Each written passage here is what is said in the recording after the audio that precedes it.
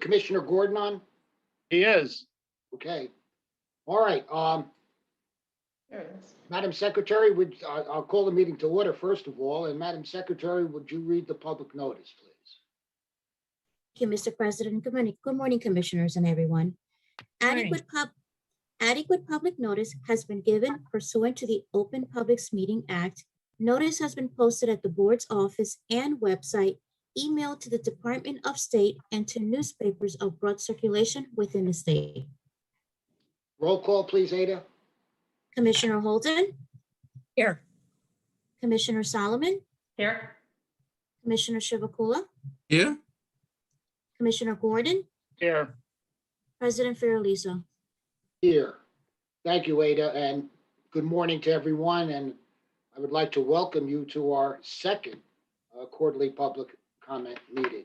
We found the first one very helpful. I know my colleagues would agree. These meetings, as you know, are intended to increase the board's accessibility and transparency. And it's important that you know that there is a time when you can speak to the board commissioners directly on important issues. And this is one of those times as far as these quarterly meetings are concerned. Today, we will be hearing from our solar successor program as part of New Jersey's solar transition.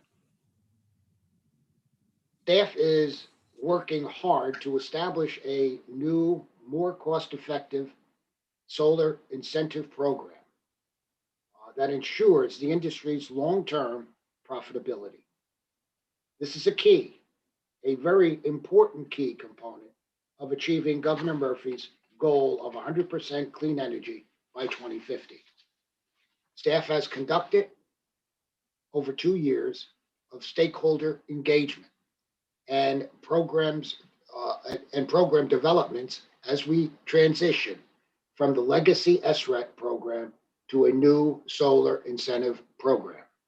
And I've been around so long, this is, I guess, my third transition or second transition, but I remember back in 2007 and 8 when we were debating the SREC program at that time. As part of this effort, we recently issued a straw proposal that details preliminary recommendations for the successor program and launches the last set of stakeholder workshops, the final 2 being May 3rd and May 7th. And we have had great participation and great suggestions, and we appreciate those. Today's quarterly public meeting complements these workshops and gives members of the public the opportunity to speak directly to the commissioners on this very important topic. If there is anything else on your mind other than solar, we will try to reserve 20 to 30 minutes at the end of the session for the public to raise issues other than those related to the board's solar program.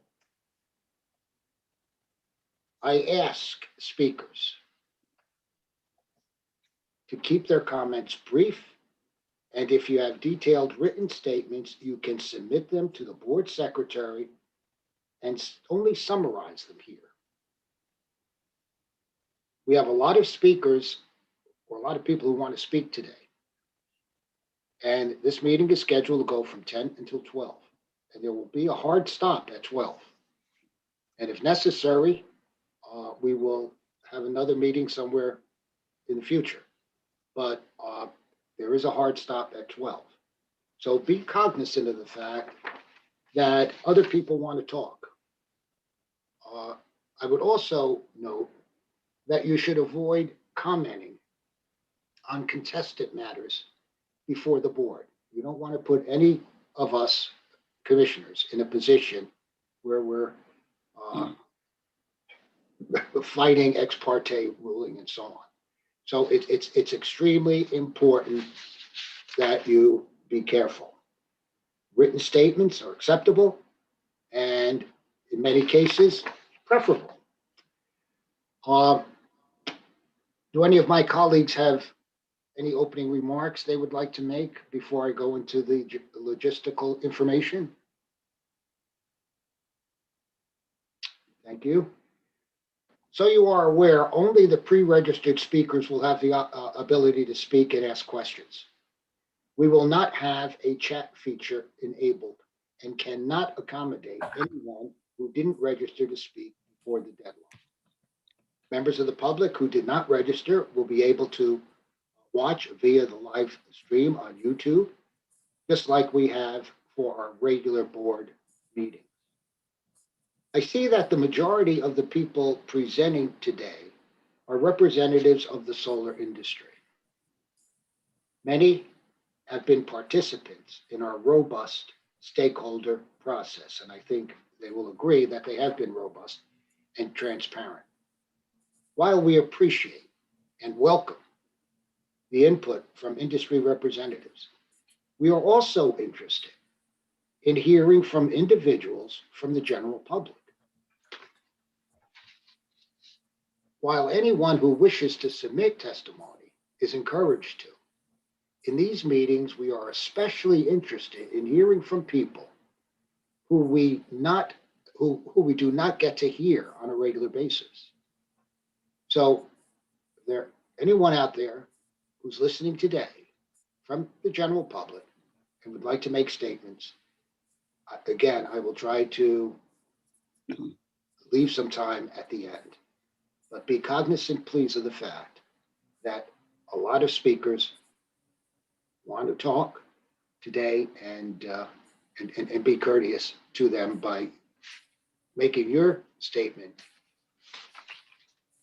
brief and concise. All right, with that, Ada, would you call the first speaker, please? Thank you, Mr. President. I would like to call upon Stephanie Brand. Commissioner, President Portaluski, I have one comment before we get started, if I may. Sure.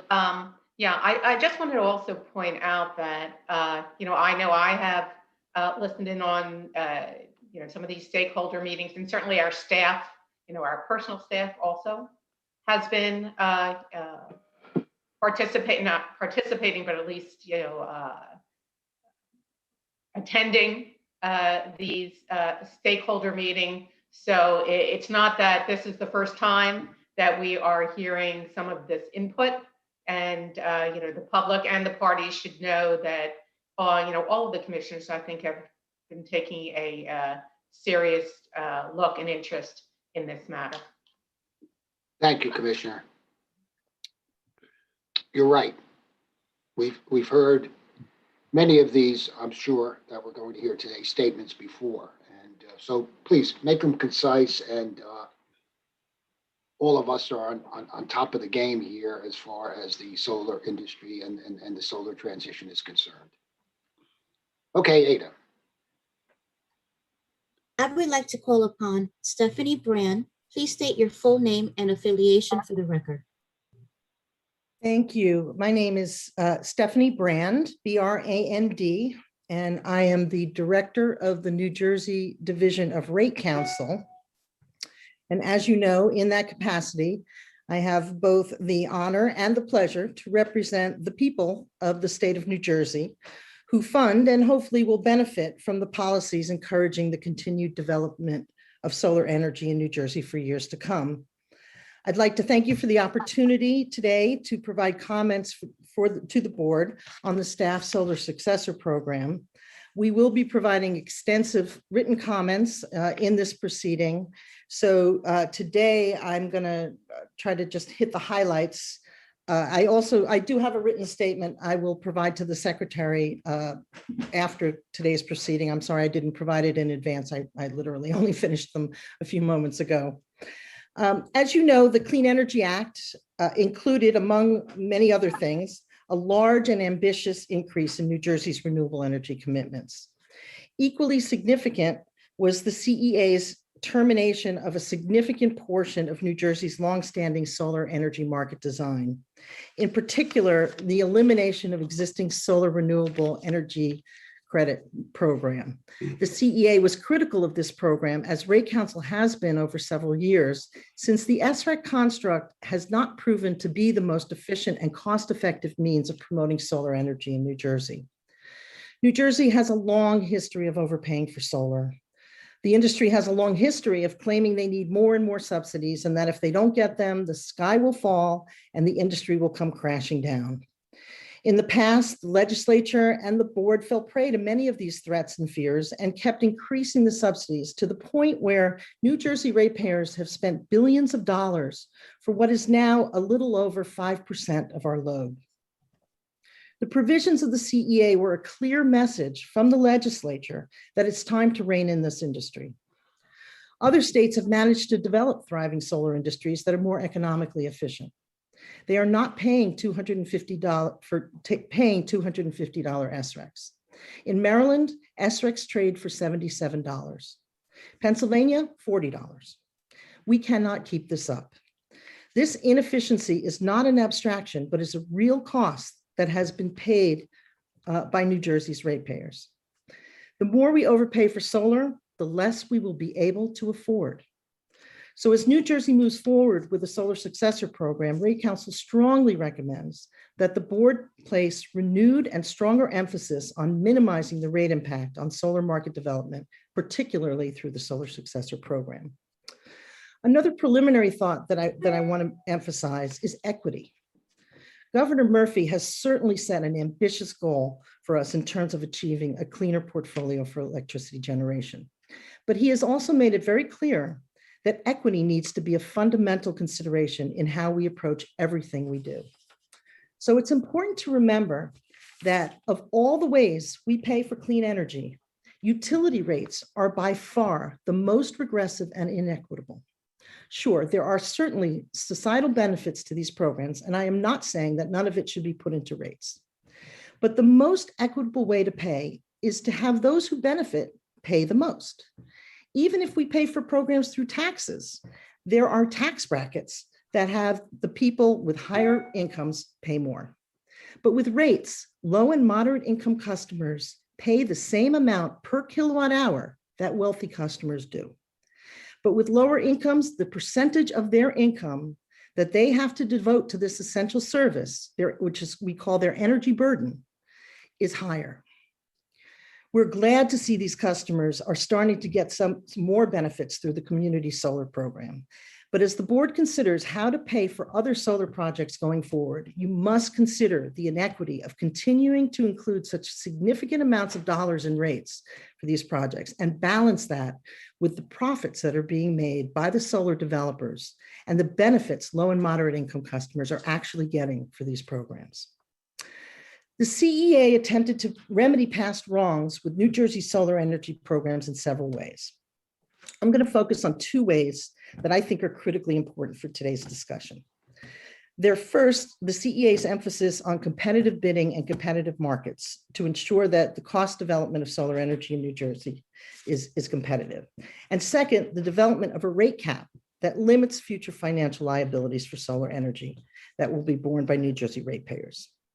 We believe the staff straw proposal is deficient and inconsistent with the CEA in some respects and should be modified in order to avoid unnecessarily large rate increases for New Jersey's ratepayers. First, with respect to competitive markets, the staff straw proposal relies too heavily on inefficient, administratively determined prices that could lead to gamesmanship and excessive ratepayer costs.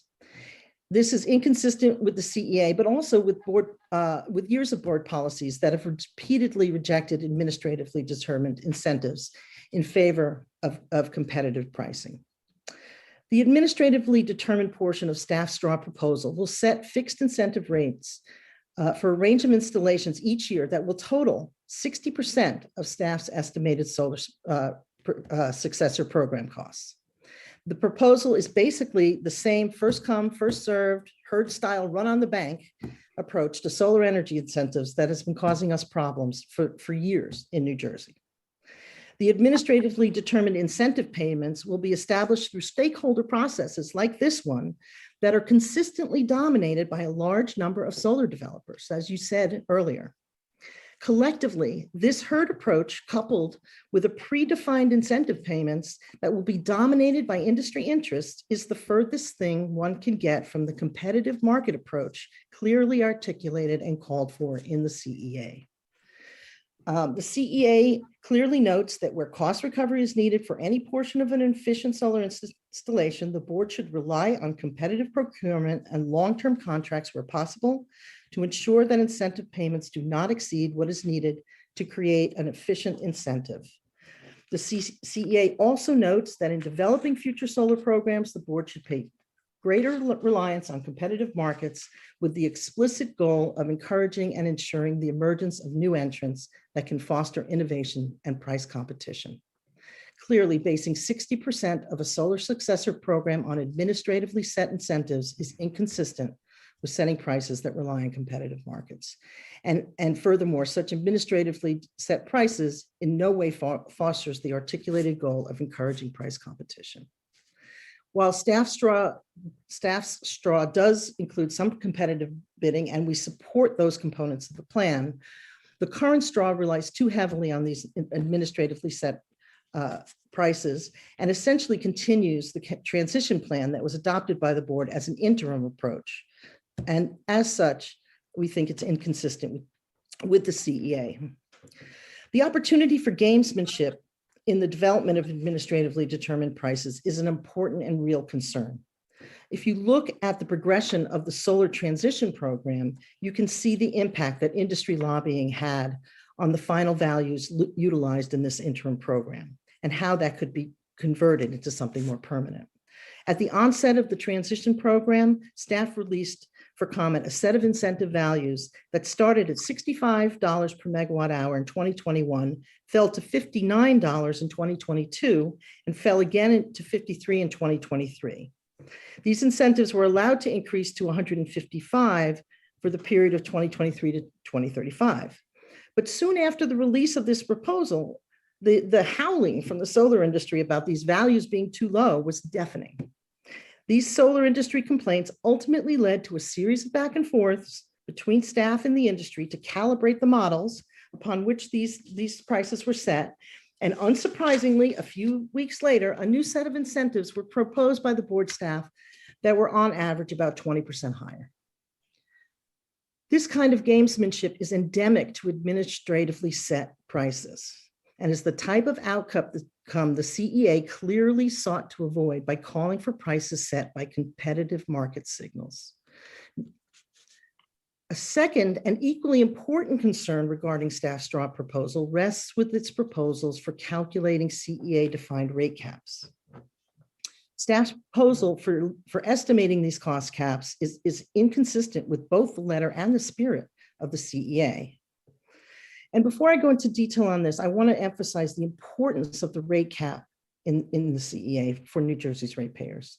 Year after year after year, New Jersey ratepayers have shouldered the burden of changing solar energy programs to accommodate solar industry claims of program design deficiencies or inadequate financial incentives. Each and every time these solar industry claims arise, New Jersey ratepayers have been required to increase financial support for this industry. This has occurred despite declines in the cost of solar, meaningful profits for the industry, and higher than anticipated SREC prices.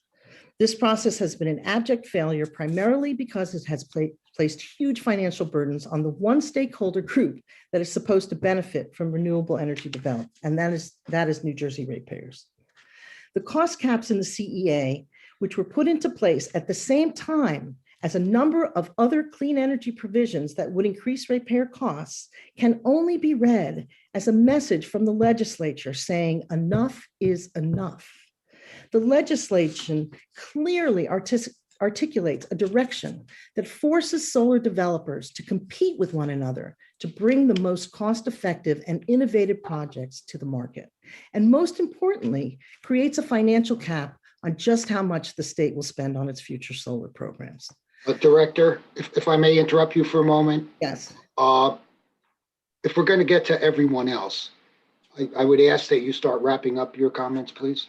I understand that, and I'm almost done, but I also understand that I'm probably one of the only people not from the solar industry who will be testifying today. So I only have. I appreciate that, but we have a lot of folks on the list. Understood, Commissioner. I only have a little bit more, but this is important. The most concerning aspect of staff straw is that it undermines the one protection afforded by the legislature and the CEA to New Jersey ratepayers, which is the rate cap. The parameters of the rate cap in the plain language of the statute are very simple. The cost to customers for Class 1 renewable energy requirements shall not exceed 9% for the first 2 years or 7% thereafter of the total paid for electricity by all customers in that year. The only exception in the statute is for the cost of the offshore wind program.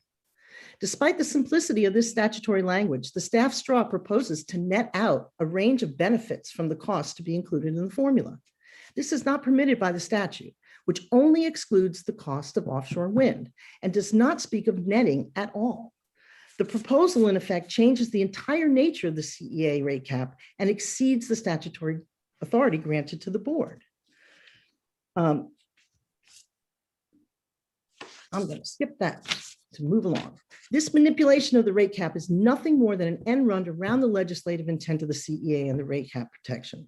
The proposal attempts to create additional headroom to spend more on solar energy program than that afforded in the CEA. And no doubt the industry today is going to advocate that even more benefits be netted out, which will render the cap meaningless. But under the cap as crafted by the legislature, there could be as much as $750 million per year to spend on Class 1 RECs. This is a considerable sum and should be clearly enough to promote the state's clean energy goals and protect ratepayers at the same time. This is in addition to the amount these projects get paid for net metering and for the energy they produce. Finally, the staff straw proposal also attempts to average annual rate cap surpluses and shortfalls over the entire planning horizon to use rate impact surpluses in 1 year to compensate for shortages in other years. Now, later amendments to the CEA allowed for such banking, but only for 3 years, 3 select years, not into perpetuity. The CEA does not allow for what staff is proposing, which is to do it into perpetuity. And that is not consistent with the statute.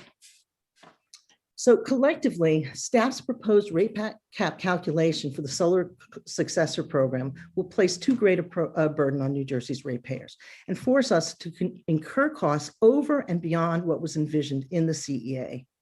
We all know that there's a lot to do to reach our clean energy goals. We don't know exactly what it will cost yet. We are still waiting for that analysis, but we do know that it will be very expensive. And as we sit here today with over 1 million customers unable to keep up with their bills, we also know that if we overpay and we continue to provide windfalls for solar developers, as we have been for so long, that we will never reach our clean energy goals and still have a healthy economy in the state. You know, it was only 3 days ago that I heard Commissioner Holden saying what a bargain she thought the nuclear subsidies were because we were paying so much for solar. And here we are today seeing the solar numbers getting goosed up. So we cannot afford to continue to do this. The solar developers will always want more money, but the board has to make choices and has to balance the needs of the ratepayers with those of others. The legislature made it clear here that the cost, not net cost, not cost minus benefits, costs, should not exceed 7% of the amount paid. The board is bound by that and must adhere to it. By encouraging competition and forcing the solar industry to operate efficiently, we can live within that generous budget and meet our goals and still leave the people of this state with enough money to feed their families and afford their lives. Thank you very much. Next speaker, Ada. I would like to call upon Eric Ford. Please state your full name and affiliation for the record. Good morning. Honestly, I don't have any comments. I'm just listening today. Apologize for that. So, Okay, next speaker, Ada. I would like to call upon Elizabeth Galante. Please state your full name and affiliation for the record. Thank you and good morning all. My name is Elizabeth Galante. I'm a Senior Vice President with Posigen Solar, which is the nation's largest provider of low-income rooftop solar and energy efficiency. With more than 17,000 customers nationwide, we took Louisiana to #1 in the nation in low-income solar per capita and in less than 4 years, through a partnership with the Connecticut Green Bank, took that state to beyond solar parity by income. And in fact, low-income homeowners in Connecticut now have a higher rooftop solar penetration rate than higher income customers. I will be providing written comments as well, and will keep my comments brief today. And thank you for the opportunity to speak. We are specifically requesting that BPU consider in the transition to include a low to moderate income rooftop solar adder to help ensure going forward that low income ratepayers have access to the same benefits of rooftop solar as wealthier individuals. To Ms. Brand's comments, a few moments. Not sure who we're hearing in the background there. You're not speaking. Can you please put on mute? Thanks. Thank you. Ms. Brand's comments earlier about equity. Posigen believes that low-income ratepayers deserve access to rooftop solar, and that they deserve adequate public support in the transition to ensure not only that access to financing and installations be unlocked, but there be a recognition that an incentive level needs to be set at a level that will encourage scaling access for low-income customers.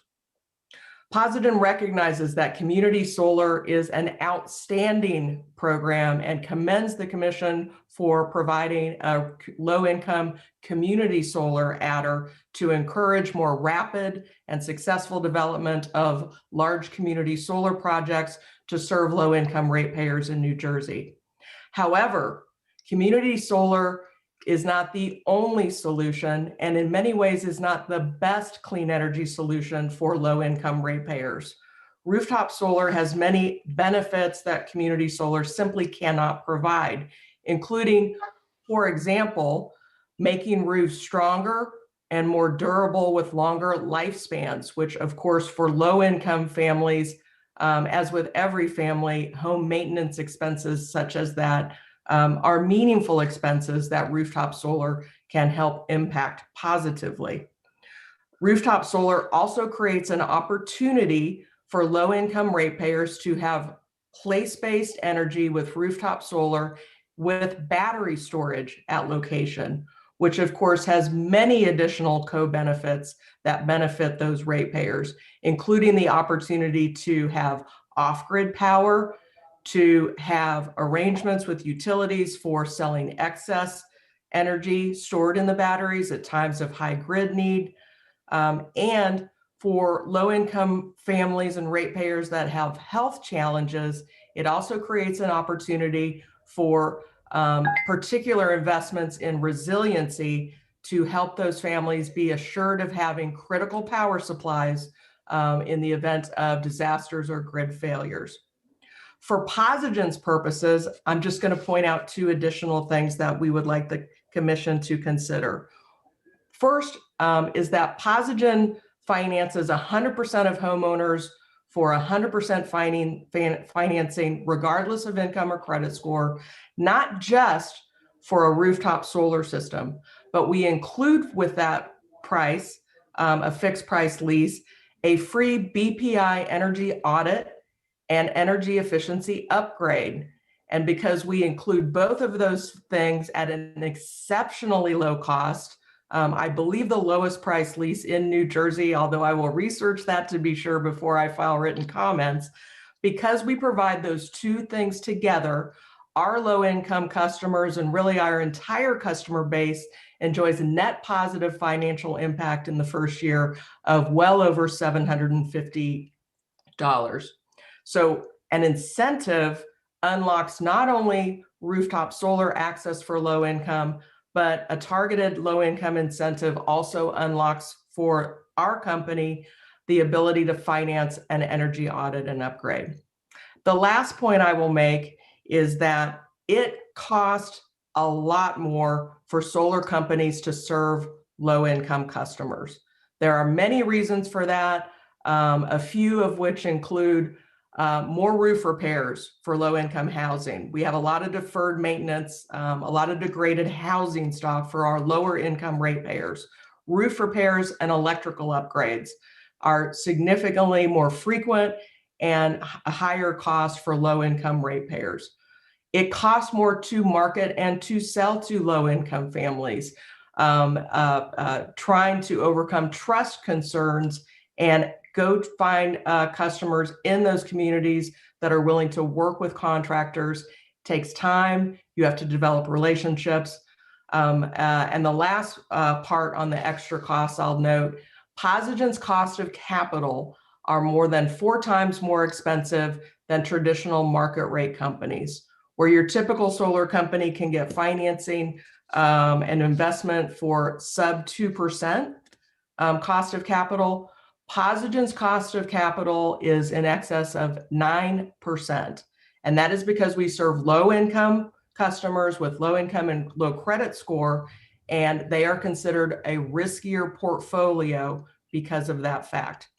I appreciate that there is an opportunity to submit information evidencing that confidentially. Posigen will be utilizing that so we can clearly show the staff that this is a major additional expense for serving these customers. We want to do it. We are happy to do that, but we do request that the BPU consider an incentive adder for low-income rooftop solar that is at least as generous as the adder for low-income community solar. I thank you again for the opportunity to present these verbal comments today. Look forward to following up with the written comments and hope that you will ask for any additional information to help you evaluate this request. Thank you. We value everyone's comments, and we take seriously everyone's comments because we don't pretend to know everything. And the information provided by comments is extremely important to us. However, we have a limited amount of time. I ask again, and I don't want to impose a time limit on people speaking, but I ask you to please keep your remarks brief. And again, I don't want to impose any kind of time limit on those who are speaking, but let's try to keep them brief. Ada, next speaker. I would like to call upon Rachel Clark. Please state your full name and affiliation for the record.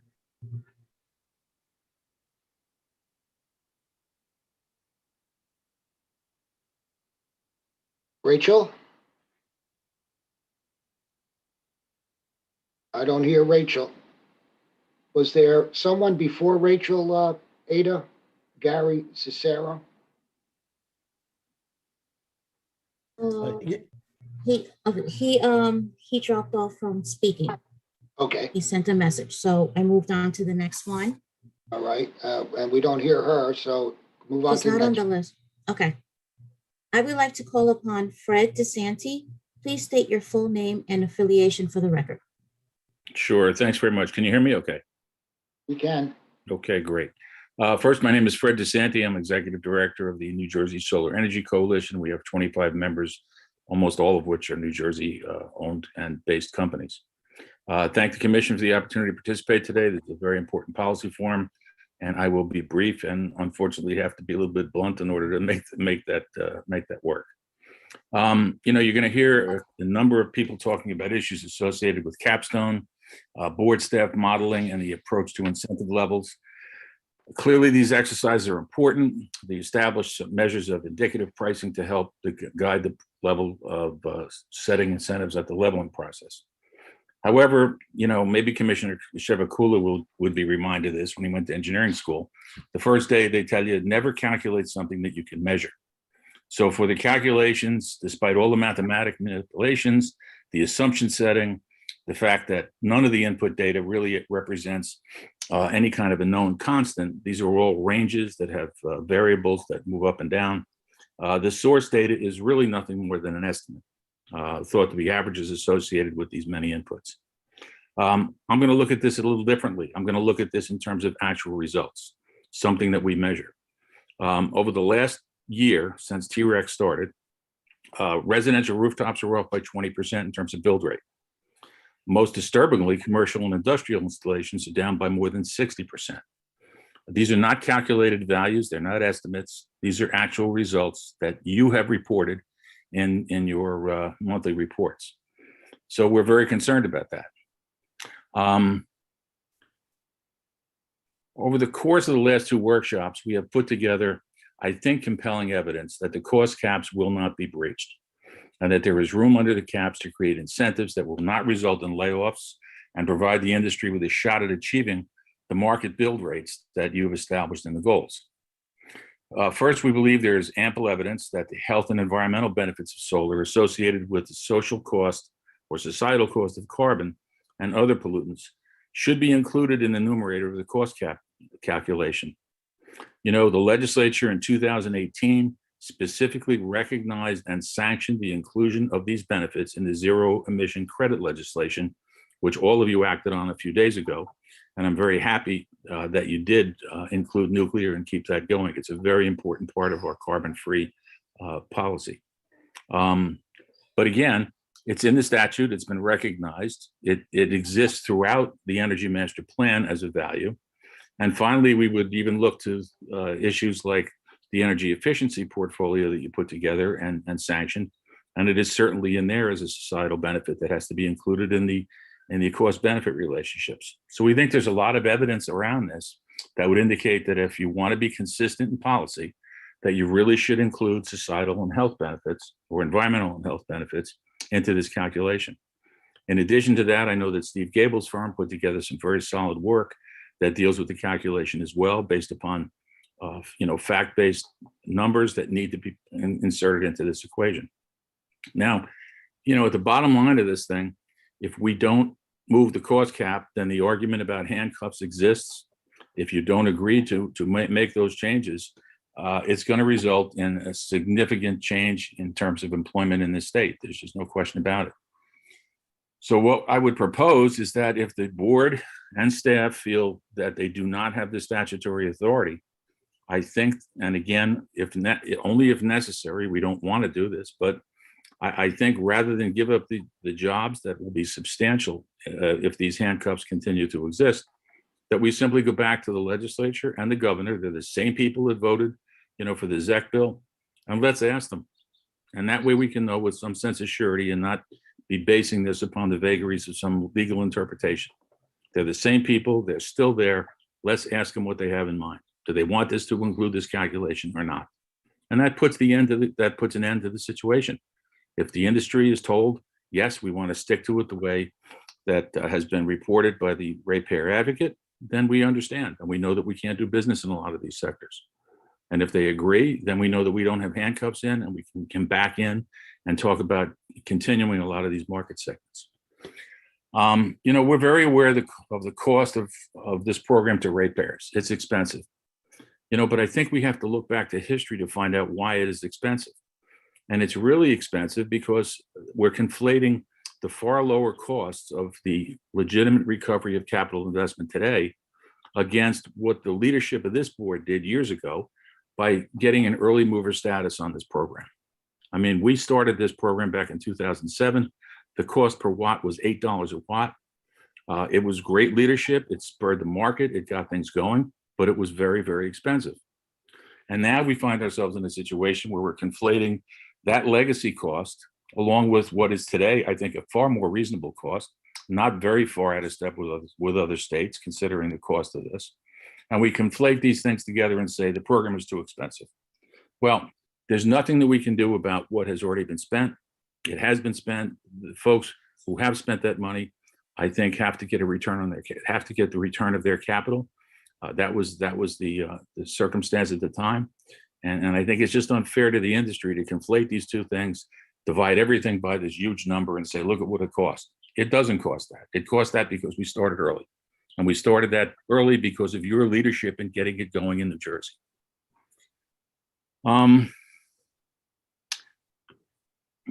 Let's look at the incentives at $85. Are we getting to the end here, Fred? Yes, we are, sir. I Brief. promise. Yep. Okay. If we stick at $85, we have no cost, we have no carport market segment whatsoever. It's over. It's not even discussable. We think that the ground mount and rooftop C&I segments are going to be nearly eliminated. Again, they were already 60% down from historical averages. Community solar, we've got 8 megawatts in the ground. We have no idea what the ultimate cost of interconnection is going to be on the many projects that are out there. We don't know. We know that they're struggling to make the LMI business model work because we don't know enough about it. And yet we're looking at levels that are off almost 50% from where they were literally a year ago. You set it at $129, now we're down to 90. If you take all of these impacts together, let's look at the consequences that are going to flow if we come back and look at this next year. We're going to have a significant number of high-paying prevailing wage jobs eliminated. Investor confidence is going to suffer because, again, they're looking at swings of numbers from only a year ago, set by the board from $152 to $85 for rooftop solar. They're looking at wild swings of $129 to $90 for community solar. Remember, these levels were only set a year ago in TREC program. Since that time, there have been no significant changes in the market. So were we just that far off a year ago? And if so, how do we develop investor confidence if we're making such wild swings? I'm going to quickly end by saying we're coming out of a pandemic. There's all sorts of things that are unknown. We would ask that you take an incremental approach to moving from the TREC program to the successor program. We also would argue, please recognize that the successor program is not something that's going to endure forever. Every other state that is involved in solar recognizes that this is something you have to keep working on and make changes and iterate as we go forward. So please, engage us further. I would pray that you come back with a subsequent straw. I would pray that you also ask us to untap some of our creative abilities. If you have problems that you want to solve, give us an opportunity, give us a shot at coming up with some answers for you. We very much appreciate the time you're spending with us.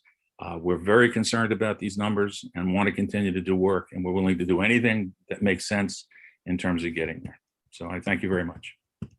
Next speaker, please, Dina. I would like to call upon Bill Howie. Please state your full name and affiliation for the record.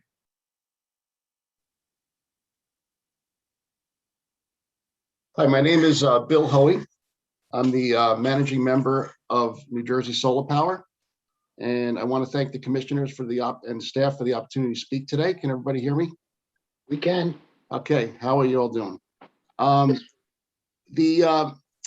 going to keep it brief. I've got a written statement, and I know a lot of speakers are here today. I'm here for the small installers, which are really the heartbeat of the entire industry. The people that employ 10 to 25 people times hundreds of installers are out there that don't really speak in these meetings. I think some of them are intimidated. Some of them get so busy with their jobs, they just don't take time for policy. They don't realize how important it is for the continuation of their businesses and the employment of their people in the state. These small companies employ people in New Jersey. So the ratepayers are given the incentives to do these programs are actually keeping the dollars in the state by employing people in the state. Very important point to make. The more smaller jobs that we do, and this is the truth, the more local jobs we create. And I mean small commercial, small residential. My definition of small commercial is not 2 megawatt. My definition of, which is what I hear these days, it's really 500 kilowatt and below. There are a lot of 50,000 to 100,000 square foot roofs out there where the small business owners coming out of this pandemic have not had the opportunity to participate in this program. And there is nothing except for direct purchase that is the best way to do things. This is how the ratepayers get the most out of the program. Often we see a lot of third-party leases. We see it a little bit with community solar. I believe in community solar, the goals of the LMI community. What we've seen is the data is actually shifting to more and more people that we are selling to, because we sell direct, that's all we do, are middle income, lower middle income, because the actual capital markets have opened up in the past couple of years. The data is there. In the last couple of years, we see more and more people purchasing solar that couldn't do it 2 years ago, which is where a lot of the data from from the program is looking at. It goes into 2019, 2020, 2021. There was a tremendous amount of people doing solar, purchasing solar with credit at 650, 625, and above. Now, these are the same people that the community solar program are going to market to. There's always going to be a goal. They can't have 100% LMI customers because their business models flat out doesn't work. So whether it's 35%, 50%, whatever that number is, they're going to be marketing to the same people that we're marketing to. So it's all one big, gigantic market, right? That we have to really be considering how we handle it for the ratepayers of the state. We want to make sure that we don't do too many large projects, where in essence, we drop in these large projects in the grid, and then people in the neighborhood can't do solar anymore. We're seeing switching stations shut down. We're seeing areas of the grid get shut down. Because of large projects. So we got to be very careful how we balance the needs of all the ratepayers to make sure that as many people as possible can actually participate. The low income, the middle income, which is the bulk of the state, right? The small business owners, which is a huge part of the ratepayers. We want to make sure that they're doing this. So what we recommend, and I'll put this in my written statement, is that there's another level created for small commercial. And what I mean by that is like 500 kW and below. Instead of lumping everything into one big, huge CNI segment, we really need to consider the small commercial business owners who actually pay a lot of the bills. These are the people paying the bill for this program. And we want to make sure that they can actually participate in the program. And we want to basically do this in an equitable way. I mean, I know the commissioners do this every day. This is what you do, and this is, and staff as well. But let's look at the rate base. Let's say that the goal is 750 megawatts.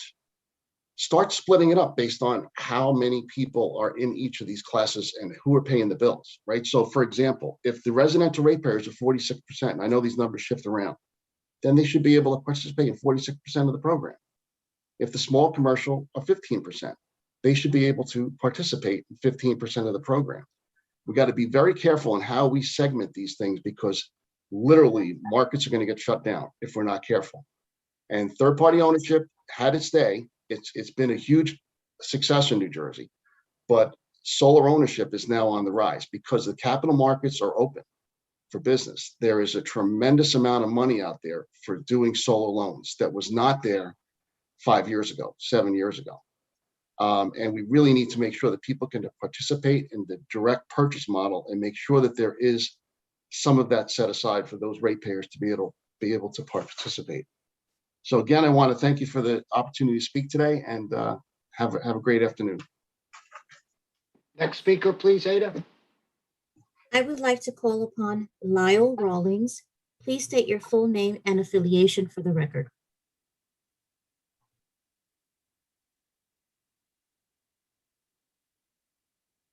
Lyle? May I move to the next name? Lyle? Move to the next name, please. Thank you. I would like to call upon Mark Schottinger. Please state your full name and affiliation for the record. Hi, this is Mark Schottinger. I'm general counsel and one of the owners of Solar Landscape out of Asbury Park, New Jersey. Can everybody hear me? We can. Great. First off, thanks to the board. Thanks, President Fiordaliso, for all your time. Thanks also to the staff, particularly Ariane and Abe and Suzanne and everybody that's working around the clock to get all this stuff done. We really appreciate it. Like I said, I'm general counsel of Solar Landscape. We're at Asbury Park. We're a New Jersey company. We do C&I and community solar. We build our own projects. We develop our own projects. I'm going to be really brief here because I was glad to hear that you all have been on these other calls and heard what we had to say. The main thing I'm going to harp on in the next 2 minutes is a comment that somebody made. Don't know who it's correctly attributed to, but somebody said at some point, New Jersey is the Saudi Arabia of rooftops. We have the most rooftops, just like Saudi Arabia has the most oil. And in particular, we have a lot of flat roof rooftops, warehouses. And that is lent to community solar. The proof is in the pudding there. For round two, the board just announced there's 800 megawatts of projects that applied for 150 megawatts of capacity. The term bird in hand comes to mind. The goal is get to 100% renewable energy by 2050. We got 800 megawatts sitting there ready to roll. A lot of those, I would wager, are on big flat roof warehouses. And as far as this relates to the successor recs, here's the issue. We go and we spend the past 2 years convincing these property owners and their lawyers who are very, they're very conscious of the rent that they get paid, to rent us their roofs, to rent us their parking lots. And that's based on the TREC at 129 or wherever it's at. We're talking about, in the straw proposal, a 30% haircut there. And we're at the TREC at a point where, we're just finally convincing roof owners to let us lease their roofs for the next 20 years. We cut that by 30%. That's going to be a tough sell to that 650 megawatts that don't get into round two. And we're going to lose a lot of that momentum, which would be a real shame because we think community solar is the best program New Jersey's ever seen. It's the most beneficial to the ratepayers, to the low and moderate income ratepayers in particular. They see a lot of savings. A lot of them don't own homes. And it's also the most appealing to the property owners because they no longer have to worry about all the complications of behind the meter, like if their tenant changes or if the electricity demand under the roof changes. So with all that, I'll be quiet now and just reiterate that we really appreciate everything the board is doing. I think one thing we see is that we are the leader in this in the whole country. Everybody's looking at us, and it's important that we take advantage of that and continue to be a leader in the United States. Thank you. Next speaker, please, Ada. I would like to call upon Barb Blumenthal. Please state your full name and affiliation for the record. Hi, my name is Barbara Blumenthal, Research Director at New Jersey Conservation Foundation. I'd like to thank the commissioners for being here today and listening attentively to these important issues and the chance to offer comments. I'm going to start with climate change and then get back to the solar program. To avert the rapidly approaching climate crisis, recent climate science tells us that greenhouse gas emissions from electricity must be reduced 70% from today's levels by 2030, worldwide, and certainly in New Jersey and the region. To responsibly address this new reality, New Jersey will need to increase its share of clean electricity. It consumes beyond the current 50% target by 2030 to at least 90% clean energy, which includes nuclear, by the end of the decade.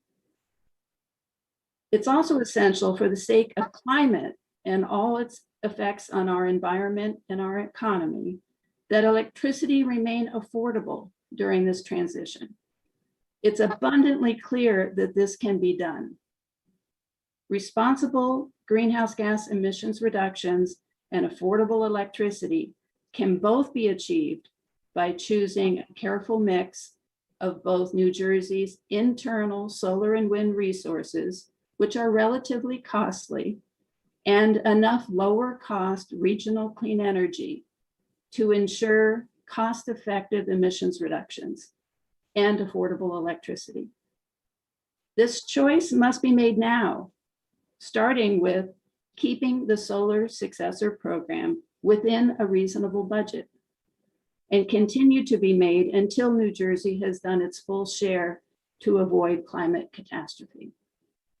Let me be clear, New Jersey Conservation Foundation and our environmental allies support continued solar development in New Jersey as part of a clean energy mix needed to achieve aggressive climate goals while keeping clean energy affordable. But currently, New Jersey Solar is the most costly of all the available options. So in addition to honoring the Clean Energy Act's cost caps, it's critically important to keep clean energy affordable for consumers to help spur rapid decarbonization of buildings and transportation. So the sweet spot that provides continued solar growth, rapid and deep emissions reductions, and affordability will be a combination of New Jersey solar, offshore wind, and regional wind and solar. Finding this sweet spot will ensure that the environment gets a big emissions bang for each dollar spent, and that costs remain affordable for electrification and for consumers. The solar successor proceeding is central to addressing these very issues. Decisions about the quantity, type, and timing of new solar resources in New Jersey can either support efforts to avert climate disaster or undermine them. It's a choice that must be made, starting with the successor program. We strongly support the budget-based competitive framework developed by BPU staff for the solar successor program as the best way to make the right choice. Using this framework, the board can determine the best combination of growth in New Jersey solar and new regional resources that fit within a reasonable budget. This budget-based approach is required to meet all of these goals. So I'm going to move one last point. Why does affordability matter so much to the environment?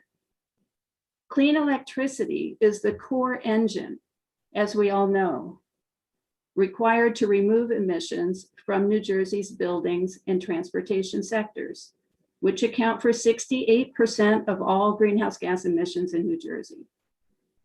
Affordable electricity means that consumers will save money when choosing electric vehicles and heat pumps for their homes and businesses.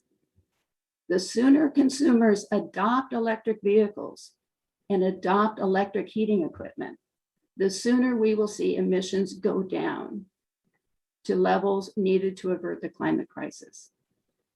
For this reason, higher priced renewable energy is actually a barrier to achieving greenhouse gas reductions needed in time to avert this crisis. So for the sake of the environment, the state's policies must support the deployment of a highly cost-effective competitive mix of clean energy resources to ensure rapid electrification. Clean electricity is also what reduces CO2 from fossil generation. Low-cost new clean electricity resources are essential because of the vast number of tons of CO2.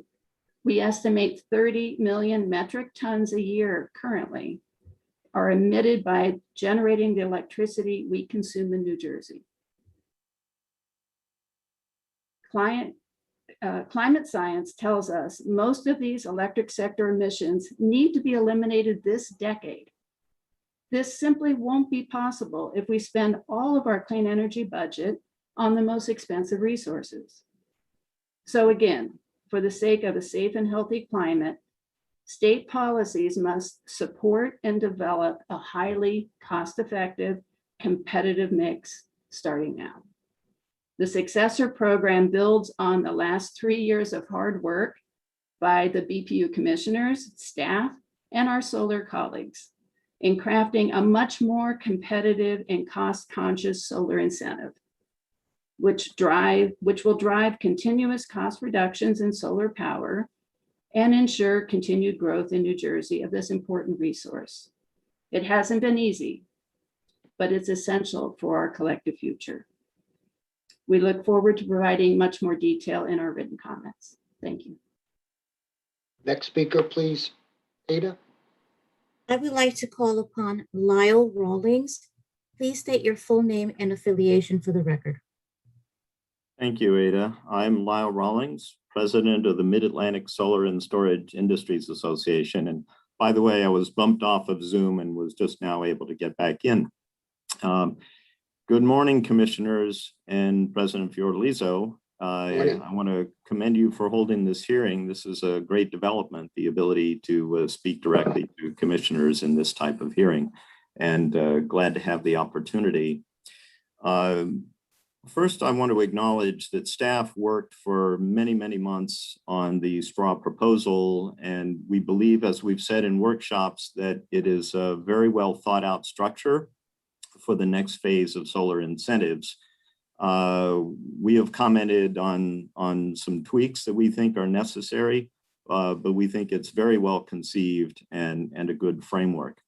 In particular, I want to mention that the administrative portion of the incentive program as proposed has already demonstrated a good track record, the decrease in solar incentives that happened as we moved away wisely from the SREC program to the TREC program was substantial. Those prices went from the 220s to the TREC program, which is in the range of 91 to 150.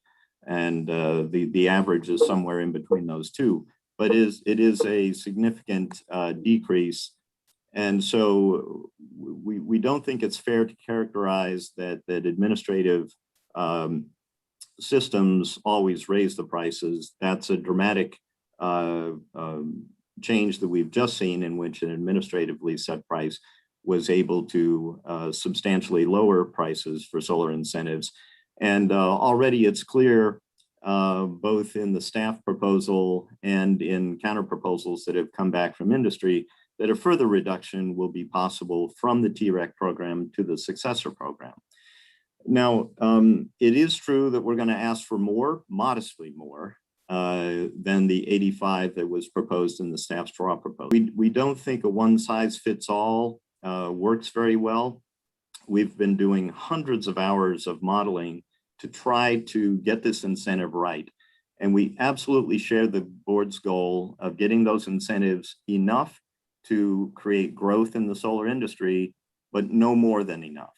And that's what we're trying to pinpoint. We're glad about the addition of the modeling workshop next Monday, and we'll be presenting some numbers. We're still working on those. It's a heck of a lot of work, but I would say that modest increases in that $85 will get us to where we need to be to start growing the solar industry again. Fred is absolutely correct that the best way to look at that is by looking at the record. And we saw that as our solar industry stated in our written comments to the TREC program, a couple of levels of incentives that were too high. And we acknowledge that those need to come back, but also in a few market segments where the TREC program was too low, and the response in the terms of the pace of solar development have shown that. In particular, the residential market was down substantially during TREC compared to the previous 4 years. Many of our members who are local solar developers have reported that their business is down anywhere from 30 to 70% in some cases, down from years before. Now, one might say that that was because of COVID, but in the rest of the country, National SEIA has reported that for 2020 overall, the residential business was substantially up. And a survey of members of the Amicus Solar Cooperative, which is nationwide, indicated that whereas C&I work was down, the residential business nationwide was up by about 20%. So that's an indicator that the TREC value for residential was a bit too low. Most of our members survived, some by cutting margins to bare bones levels, some by switching to commercial. So we do believe that the residential needs to increase modestly, we believe to about $100. The C&I market, we believe, needs a level of, we're modeling about 114 and on average. And the community solar, we believe, needs a level we're modeling at 104, which we'll detail in much more detail on Monday. Now, we do need differentiation between these market segments because they're substantially different. And we may discuss at least differentiation by utility territory, even though our organization, MCEA, does not have a consensus on whether to differentiate by utility. But we believe there is a simple way to do that if desired. So yes, we're asking for modestly more, but I am disturbed by the false narrative that the solar industry is a greedy bunch, always howling for more. And that tells me we may need to document in our written comments the many times over the past 15 years where we've literally gone to the board and to the Office of Rate Counsel and asked for certain incentives to be lowered. and we have done so as late as 2020. And so, we can be cooperative partners in getting the most efficient and lowest potential costs. I also want to briefly touch on the cost caps. If there is doubt about the legislative intent, I would say, why don't we go back and ask the legislators who crafted that bill, and if necessary, provide clarification, perhaps in a technical fix bill, if that intent is in fact unclear at the present time. We do believe that using the net cost is the proper way to do it, rather than just the raw cost, and that the board's approach to accounting for some of these factors is appropriate. That will conclude my remarks. Thank you. Next speaker, please, Ada. I would like to call upon Kyle Tafuri. Please state your full name and affiliation for the record. Kyle Tafuri, Director of Sustainability for Hackensack Meridian Health. Thank you, President Fiordaliso and BPU commissioners, for allowing me to testify this morning. Hackensack Meridian Health is the largest healthcare provider in New Jersey. We have 17 hospitals and over 500 off-site ambulatory care centers, home health services, spanning from Bergen to Atlantic counties. Hackensack Meridian Health is a big believer in sustainable practices and looks at solar as a key part of public health, population health, and a key part of our strategy to reduce pollution and greenhouse gas. Today, I am offering my perspective on behalf of Hackensack Meridian Health, a ratepayer and utility customer, with respect to the proposed straw approach to the successor program. The modeling used in the straw proposal uses an assumption that customers would go solar with savings of 15%. This percent is insufficient, simply put, and HMH will not pursue solar if these are the savings. Using 15% in the modeling leads to too low an incentive level and will actively prevent from solar development. And there are two major reasons why the 15% savings is too low. The first, from an opportunity cost, our ultimate mission is to care for our patients, especially now during the fight against COVID-19. There's always more to be done for those we serve, and embarking on a solar project takes precious time and resources. Without sufficient savings from the solar project, we cannot justify using our bandwidth to move forward with it. The second, savings assurance. As part of consideration for a solar project, we are considering the stability of savings from solar compared to the going utility electric rate. Assuming a 15% savings leaves projects open to the risk that the going electric rate could at some point be less than the PPA rate, thereby increasing rather than decreasing our operating costs. We cannot take that risk, and we'll need to see savings at least a 30 to 35% range to decrease the possibility to an acceptable level and moving forward with the solar project. Therefore, HMH respectfully requests that the BPU adjust its modeling and increase the incentive level so HMH and other organizations can move forward with solar development to reduce the costs and to achieve New Jersey's greenhouse gas reduction and solar goals. Recognizing the risk that investment in soft costs, as well as the risk that businesses like ours will take in pursuing solar, HMH urges you to consider increasing the incentive level to approximately 30 to 35%. When it comes to solar canopies, the $85 incentive level in the successor straw does not properly reflect the importance of solar canopy projects to customers with the desire to create an environmentally beneficial use of parking areas. Incentive values in the straw proposal are not conducive to the development of large behind-the-meter canopy projects. And the canopy projects in the developed areas of New Jersey where our facilities are located will help improve the local air quality. Using parking lots and parking decks is a great resource, not only for us, but for New Jersey. For every project on a parking lot or parking deck, the need to use New Jersey's important open space for solar is reduced. The current savings level assumed in the modeling does not recognize our financial and operating reality. HMH therefore urges the BPU to instead adjust its successor program assumption to increase the $85 incentive value of solar canopies. Again, on behalf of Hackensack Meridian Health, I thank you for the opportunity to bring these recommendations to your attention, and thank you.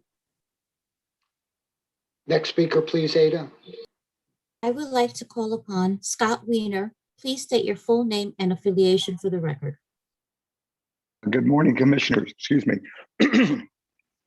My name is Scott Weiner, and I'm participating today as the principal of SAW Associates LLC, an independent energy consulting group. And I'm offering this morning my own observations as someone who has had the honor and privilege not only to serve as a member of the board in a universe long ago and far away, but having worked with and for many other regulatory agencies and as a regulator. I also want to just take 10 seconds to acknowledge and express appreciation. I know it's shared by the stakeholder community for the extraordinary work that the staff has done, not just in preparing and executing, but adjusting and adopting and calling process audibles along the way. And I think we all feel very good about the opportunity to participate. I'm just going to take 2 minutes. I want to humbly suggest a couple principles or guiding thoughts to each of you as you wade through this very important topic.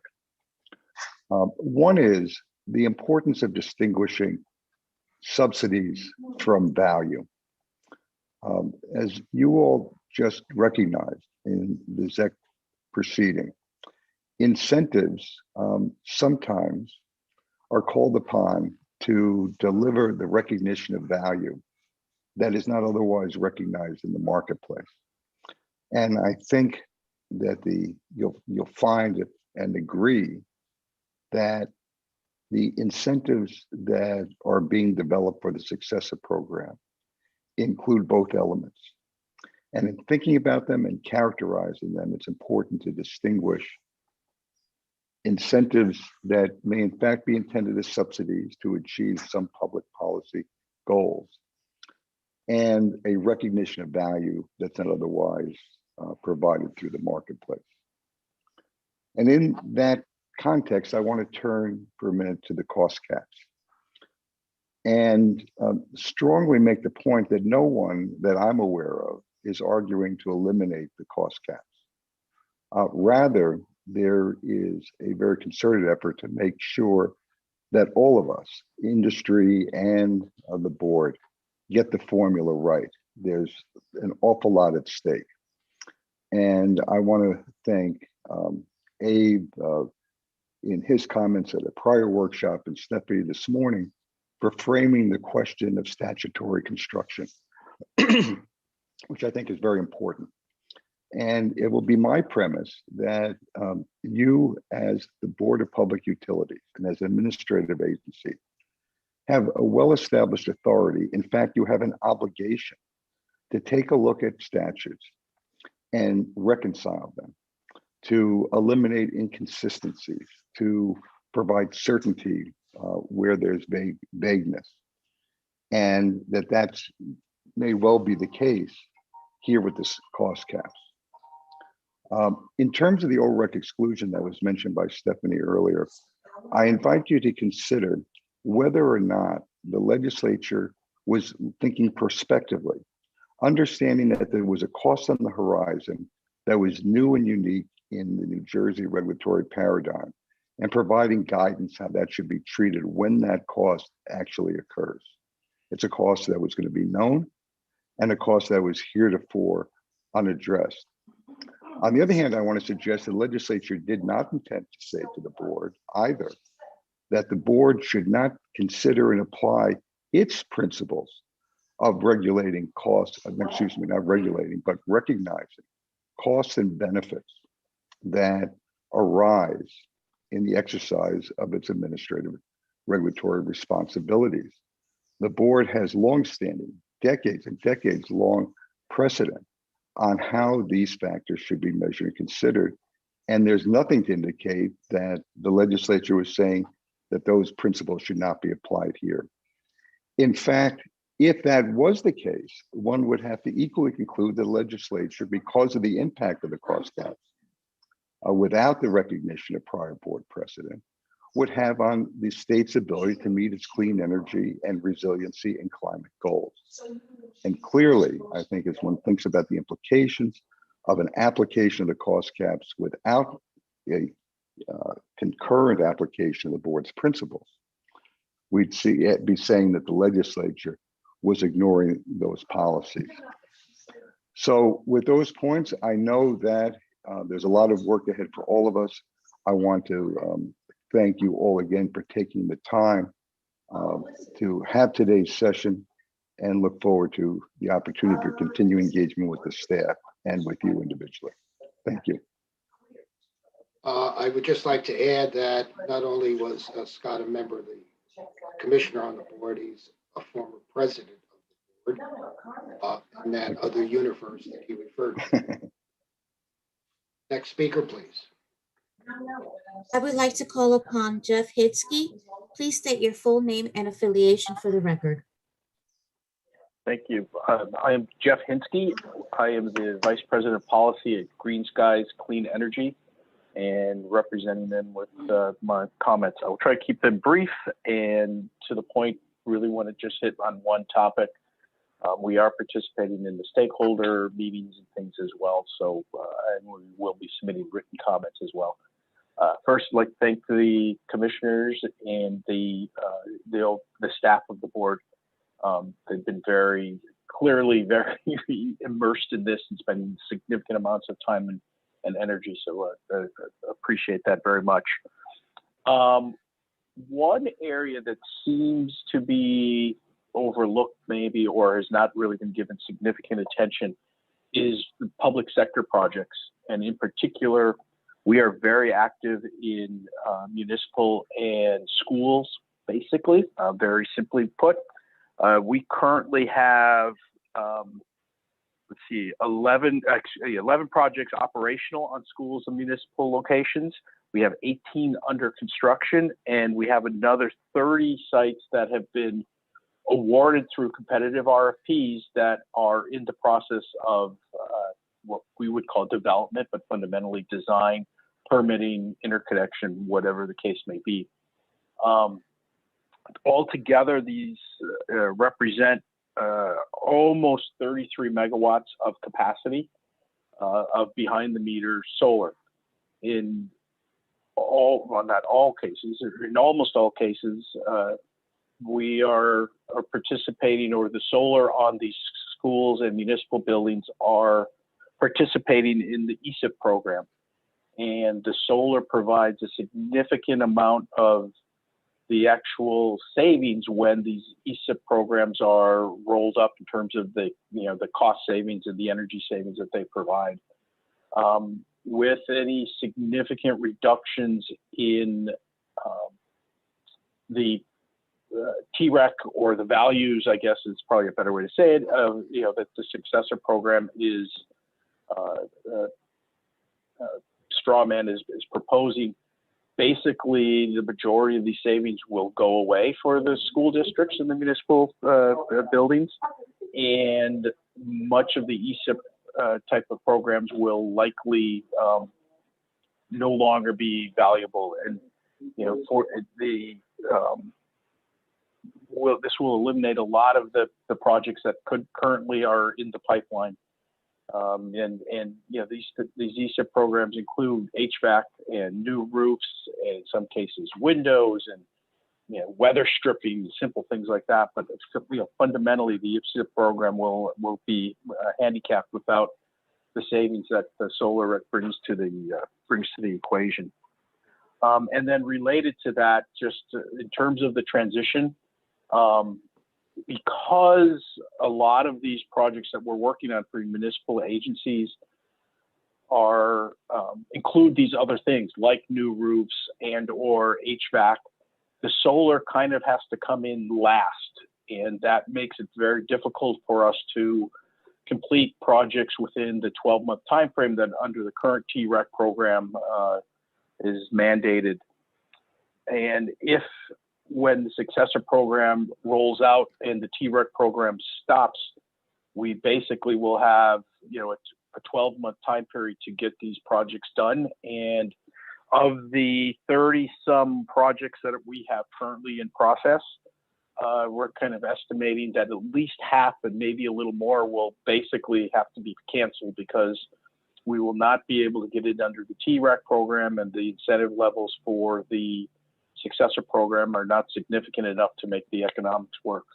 So I would just request two considerations as we move forward with the successor program. One is having public sector adder or some type of differentiation of public sector projects versus commercial. You know, the incentives that are provided to these projects are directly benefiting the local communities.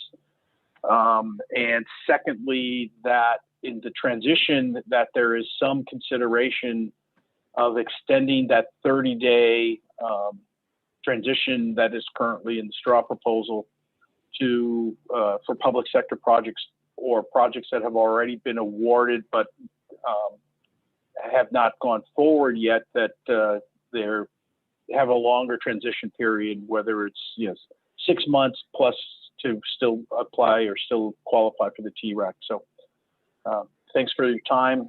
Thanks for your consideration of these issues. Next speaker, please, Ada. I would like to call upon Melissa Sims. Please state your full name and affiliation for the record. Hey, good morning, everyone. Can you hear me? Yes, we can. Hey, my name is Melissa Sims. I am one of the managing members of Ecological Systems. Ecological Systems is one of New Jersey's oldest solar contractor.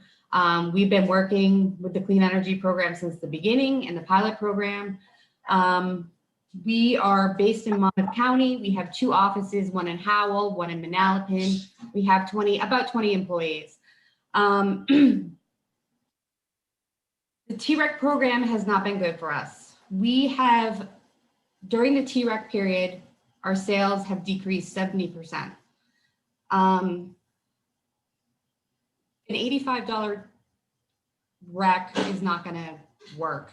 And I'm really speaking towards residential because that's primarily what we're engaged in. But I think it's safe to say $85 is not going to work for any segment of solar. I really think for the residential market, we need to be at least $100 per rec.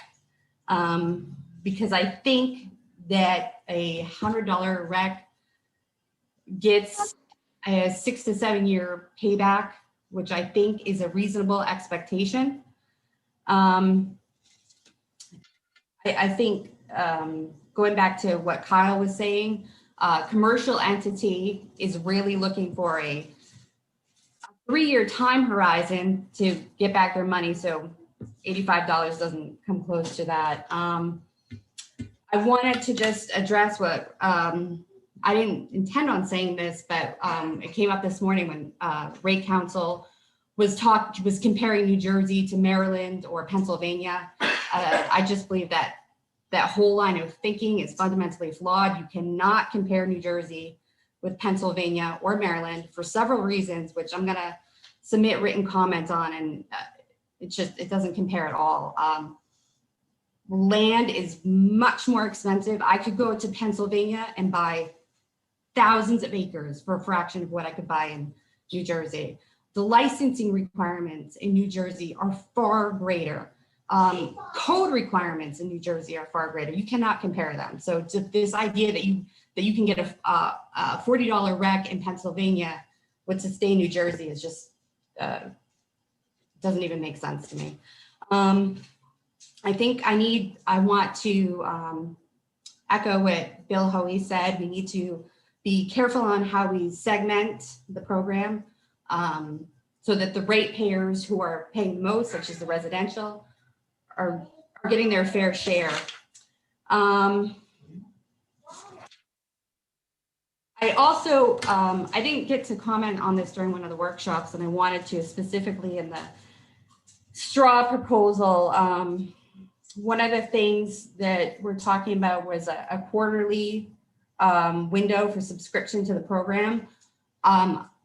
Well, I don't think we will be oversubscribed. I don't think looking at it quarterly is a good idea. I think it should be opened up on an annual basis, and there should be a waiting list.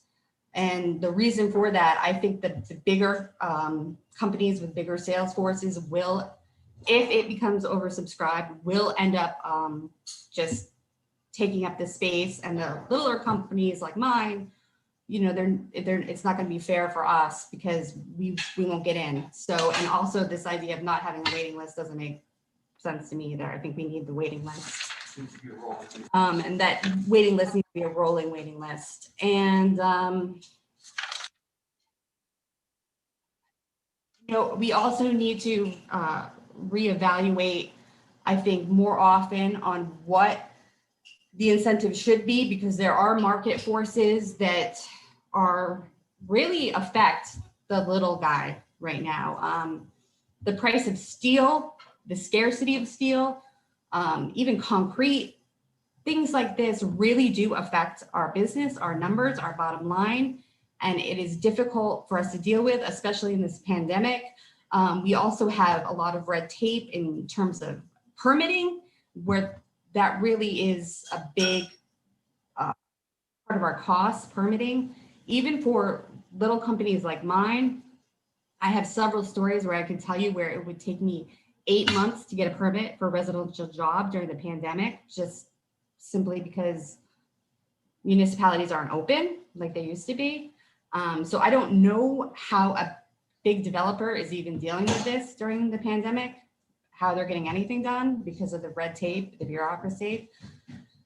So those are the major points I wanted to hit on, and thank you everybody for the opportunity.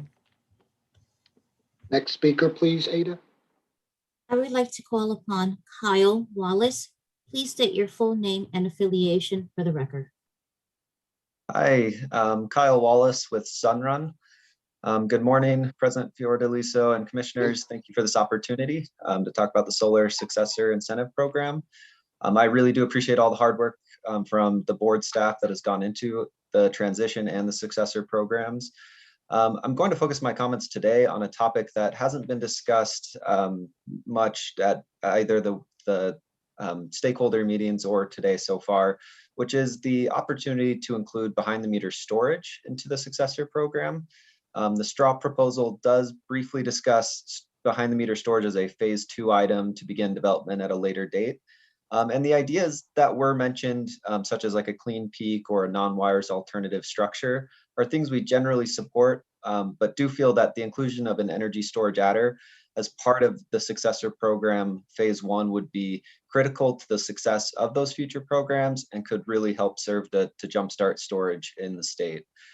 Other states with vibrant energy storage markets have a consistent pattern of having both a deployment incentive, such as upfront rebates to reduce the cost of technology, and then additionally optimization programs, which focus on ensuring that the energy storage that is deployed is being used in a way that benefits the grid and all ratepayers and to achieve state policy objectives. For example, California had rebates through the self-generation incentive program, and then time of use rates and grid service programs for those to optimize those systems. Massachusetts had a simple energy storage adder to their solar program, which I think could be very similar to something New Jersey could do. And then they, after that, developed the Clean Peak and the Connected Solutions Demand Response programs.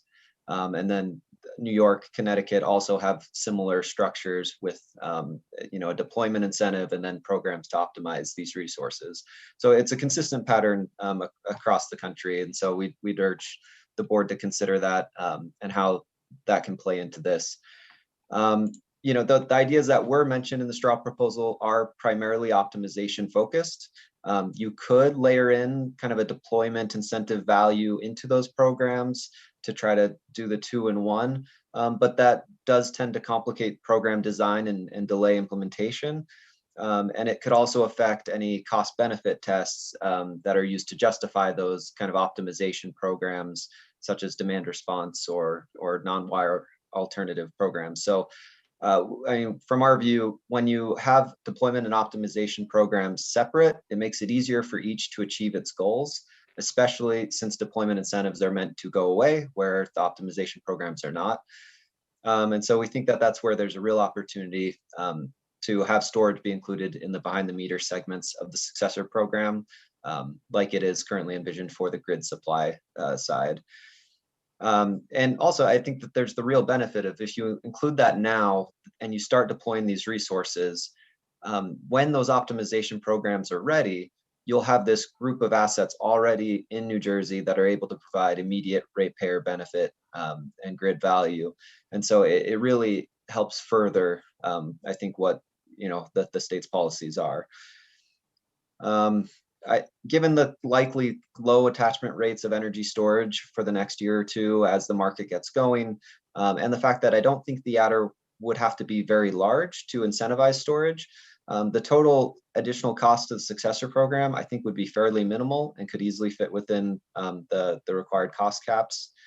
And when you factor in also the 3-year review or annual review, as some stakeholders have proposed, where the adder could be adjusted with declining technology costs, or if deployment is faster than expected, I think that there's little risk of over incentivizing that market. And once those optimization programs are ready, it's possible the deployment incentive would no longer be necessary and it could be phased out. So I think there's some strong rationale of why an energy storage adder might make sense.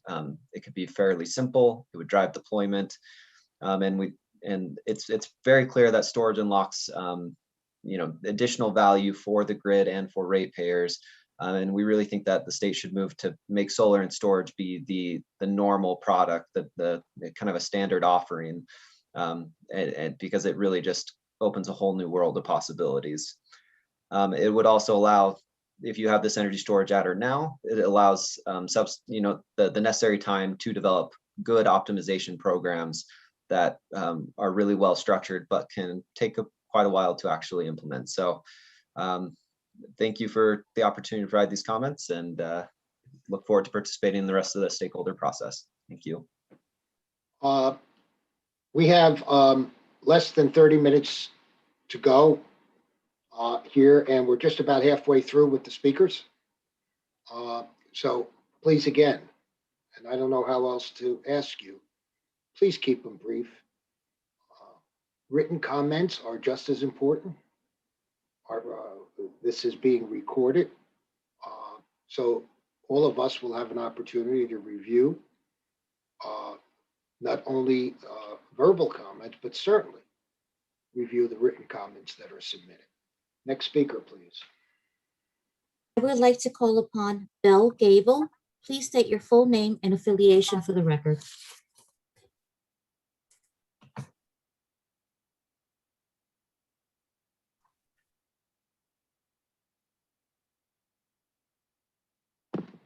Ms. Gable?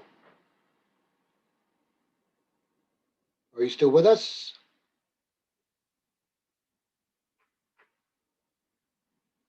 Please go on to the next name. I would like to call upon Ian Michael. Please state your full name and affiliation for the record. Yes, my name is Ian Michelle. I'm with Intersect Energy. We are solar developers in New Jersey. I'd like to thank both the board and staff for the opportunity to speak today and to participate in the other shareholder meetings. And to be brief, we look forward to seeing how remote net metering will be part of the ongoing solar programs. In particular, I'd just like to point out that since it's a benefit to the public entities, it has a huge impact on both the benefits to the ratepayers that everyone's been talking about, but also equity and the opportunity for those communities that have not been able to participate in urban areas in the behind the meter because of land and line constraints. So I look forward to commenting further in writing, and thank you very much for the opportunity today. Thank you, sir. Next name, please. I would like to call upon Caitlin Hollinger. Please state your full name and affiliation for the record. Hi, Caitlin Hollinger. I'm a policy associate at Blue Wave Solar. I'll keep it brief as well, but good morning, commissioners and staff. Thank you so much for the time today and for all the work you've done so far and all of these stakeholder sessions throughout the development of this program. We really appreciate it. So Blue Wave is a community solar developer and service provider based in Boston, Massachusetts. We're actually a leading innovator of dual use community solar projects here in the Northeast. So we have pumpkins and beef in Massachusetts to some homegrown blueberries up in Maine. And we were so thrilled to see dual use recognized as an important emerging technology in this draft proposal. So we definitely want to thank staff and the board for your consideration thus far. I'd like to encourage the board to continue to include dual use in the program and specifically within the administratively set incentive portion of the successor program. When we talk about dual use, we mean co-locating solar panels and ground crops in order to allow both uses on the same parcel of land. And dual use projects can be and often are community solar projects, providing benefits such as stable revenue for struggling farmers, increased food security in the face of climate change, and electric savings to local residents, nonprofits, municipalities, and small businesses. So Blue Wave believes that dual use community solar and the farmers who host it should be fairly compensated for these services, as well as for the added costs that naturally come along with dual use. For example, in the Massachusetts SMART program, we use the dual use incentive to raise panels high enough to grow the crops underneath. We invest in expanded farm operations as necessary, and we directly support farmers who have decided to participate in clean energy development rather than selling off their land for a form of other development, which might mean their farmland is irreversibly lost. So we look forward to a continued conversation with you all about dual use and the role it can play towards reaching our very ambitious clean energy goals here in New Jersey. We recommend a robust stakeholder and multi-agency process to determine the operating and construction standards for dual use projects. These stakeholders can also outline the very stringent data production and reporting mechanisms to ensure crop vitality and diversity. Empowering farmers while allowing them the flexibility they need to diversify and expand their operations through dual use will be a very critical step towards preserving the farmland that New Jersey is so well known for. So thank you for your time today. We look forward to submitting written comments and continuing the conversation. Thanks again for all your work on this so far. Next speaker, please, Ada. I would like to call upon Tom Gilbert. Please state your full name and affiliation for the record. Yes, good morning. My name is Tom Gilbert, and I'm the campaign director for the New Jersey Conservation Foundation and Rethink Energy New Jersey. Thank you for the opportunity to testify. We appreciate the leadership of Governor Murphy, President Fiordaliso, the board and staff to usher in a new era of clean energy and the many, many wheels that you have in motion to make that happen. We fully support the continued sustainable growth of solar energy as a key component of the clean energy portfolio that is needed to address climate change and meet the emissions reduction targets of the Energy Master Plan and the Global Warming Response Act. I just want to echo the point that my colleague Barb Blumenthal made about recent science, indicating that we have to act with even greater urgency than we already are. And our clean energy policies have to be oriented to maximize the tons of greenhouse gas emissions achieved, which we believe can be best accomplished through a smart mix of in-state solar, as well as regional solar and wind projects in combination with responsibly developing New Jersey's offshore wind potential. But I'd like to focus primarily on the issue of solar siting. As we continue to develop solar energy in New Jersey, we must take care not to undermine the state's longstanding commitment to preserving our best farmlands needed to keep the garden in the garden state and avoid clearing our forests that play a vital role in storing carbon, among many other benefits. We generally support the staff recommendation on solar siting, which aligns with the Energy Master Plan language and encourages development of solar facilities on the built environment and marginal lands away from our open spaces, high-value agricultural lands, and forests. The state should not incentivize solar development on our best soils in agricultural development areas, which the state and counties have identified as critical to the long-term viability of agriculture. And it isn't necessary to do so. An analysis from the SADC shows that approximately 100,000 acres of farmland could be available for solar development, excluding farmland with the best soils in the ADAs.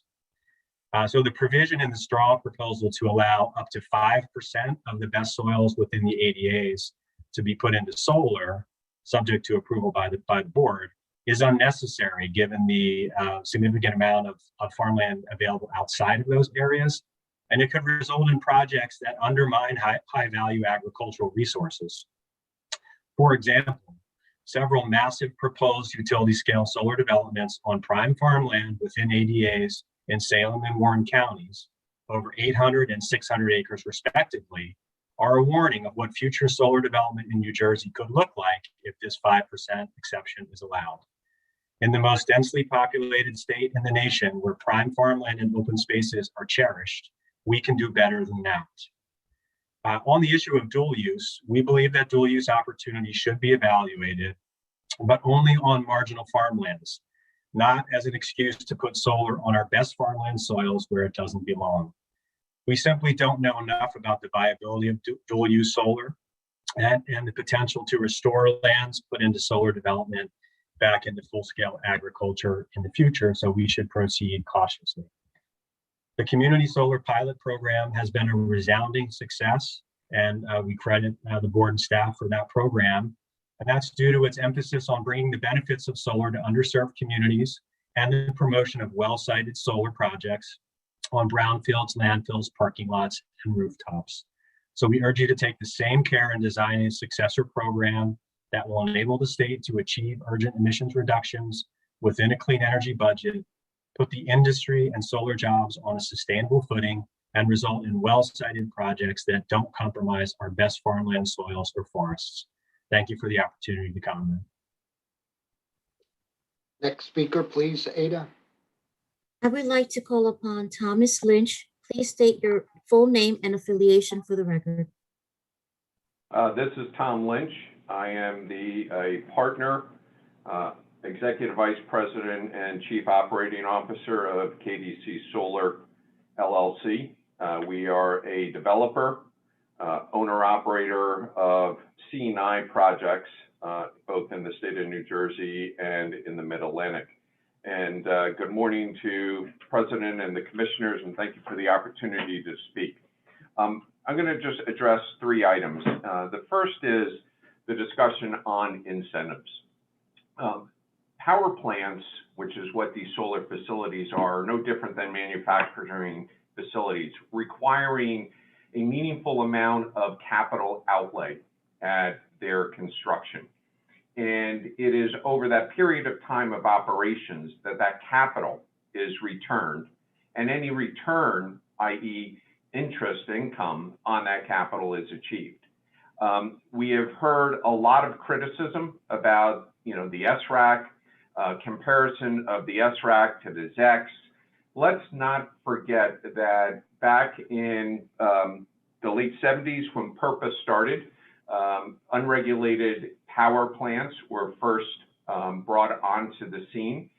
PPAs were put in place, and that PPA included both capital recovery along with energy. Following the 1999 deregulation of the electric market in New Jersey, there was a securitization where the utilities, when transferring their regulated assets, which had been approved by the board, given a regulated return on that, were transferred over to the unregulated side of their business. Securitization was made to keep both the shareholders and the utility whole for that transfer. During the period of deregulation, we saw a number of bankruptcies of both power plants along with independent power companies. So as we think about incentives, we think about that is a return of our capital. As I sit there and listen to the board discussion earlier this week, I guess it was, on the nuclear, what we see is the nuclear capital, the outlay to build those plants has already been recovered. And we're finding that in a marketplace where LMP is 2 cents, that 2 cents is not adequate to cover the operating costs of the nukes. The 2 cents is not adequate to cover capital plus operating costs of solar facilities. So we have gone from 2010, when the SRAC was at 600, down to 150 today. That's 75% reduction. I think it was highlighted by someone earlier. We went from $8 a watt installed down to $2 a watt installed roughly today. We have invested as an industry well over $10 billion in that decade in New Jersey. EDA and other organizations will tell you every dollar invested is cycled through an economy 3 to 6 times. So that's $30 to $60 billion that is cycled through over the last decade. The one thing I would also like to highlight is a difference between prevailing wage and union constructed facilities. If you look through the DCA guidelines, you would find that a fully constructed union facility is still more costly than prevailing wage. New Jersey is in a very, very expensive place to do business. I endorse and support comments made by Melissa earlier from Allset Solar. I also have direct experience building carports on hospital facilities, and Kyle from Hackensack Meridian's comments were spot on. We have not been able to pencil out any carports at any of the hospital properties we've done after having completed 2 carports and a ground mount for the folks down at Central State Solar. So I would urge the review again of what the consultants Capstone has put together over the last year and a half in thinking about where you want to set incentives. The incentives will drive investment dollars into certain segments. And I acknowledge some segments we do not want to be encouraging. I thank you for your time. I look forward to the participation going forward over the next couple weeks. Next speaker, please, Ada. I would like to call upon Joseph Shea. Please state your full name and affiliation for the record. Yes, good morning, President Fiordaliso and Commissioners. My name is Joseph Shea, and I am Associate Regulatory Counsel for Public Service Enterprise Group. PSEG, on behalf of its affiliates, PSENG, the utility, and PSEG Power, appreciates the opportunity to provide input on the board staff's straw proposal. PSEG strongly supports the policy objectives of the state of New Jersey and Governor Murphy to significantly reduce greenhouse gas emissions with the goal of 50% renewable energy by 2030 and 100% clean energy by 2050. These goals are significant and challenging. The participation of the New Jersey electric distribution companies is essential if we're going to have a realistic opportunity to meet the goal of installing 5.2 gigawatts of solar by 2025, 12.2 gigawatts by 2030, and 17.2 gigawatts by 2035. To achieve these objectives, the state would need to install approximately 950 megawatts of solar per year, almost triple what the market has delivered annually over the past 5 years. Given the substantial increase in solar targets, it is critical that the board develop a cost-effective approach to incent solar development, particularly given the high cost of solar and the solar cost caps in the Clean Energy Act. The most realistic way for New Jersey to achieve its clean energy goals is to maximize all proven approaches to solar development, including bringing the state's electric distribution companies into the market to grow the grid-connected solar sector. Currently, the straw proposal does not provide an opportunity for the EDCs to participate. We believe that tapping into the EDC's unique capabilities will significantly improve the probability of achieving the goals of the Clean Energy Act. PSE&G's Solar for All program targets landfill and brownfield sites for development, sites that are generally difficult to develop for private market due to the complexity and challenges of meeting New Jersey's DEP requirements, local permitting, and a long development cycle, 2 to 3 years. Through the Solar for All program, PSE&G has become a national leader in developing these difficult sites, with over 40% of all landfill and brownfield solar capacity in the state. This model can and should be expanded to allow utilities to build and own solar on additional unproductive landfill and brownfill properties, which would be an underserved market segment without PSE&G's involvement. Indeed, as noted in its January 2021 report, the Cadmus Group stated that utility-owned solar projects may provide a valuable segment in the successor program because such projects could be located near utility infrastructure and paired with storage. Beyond these direct roles for utilities in the solar market, PSE&G offers the following suggestions for the straw proposal. First, in light of their capital structure and long-term planning capabilities, utilities should be permitted to participate in the solar plus energy storage segment. The board should allow the EDCs to participate in this segment to have any realistic opportunity to meet the Clean Energy Act's energy storage goals of 600 megawatts by 2021 and 2,000 megawatts by 2030. Secondly, the solar plus storage segment should have a minimum threshold battery requirement per megawatt AC of installed solar capacity. The minimum battery storage capacity should be at least 25% of the solar generation capacity. As an example, a 1 megawatt AC solar facility should have at a minimum 250 kilowatt hours of storage capability. Without such a threshold, bidders may seek to install very limited battery storage capacity in order to reduce project costs, a result at odds with the Clean Energy Act's energy storage goals. We will be submitting more fulsome comments later today, but on behalf of the company, I want to thank you for the opportunity to present these comments, and we look forward to our continued partnership with the state in achieving the goals of the Clean Energy Act. Thank you.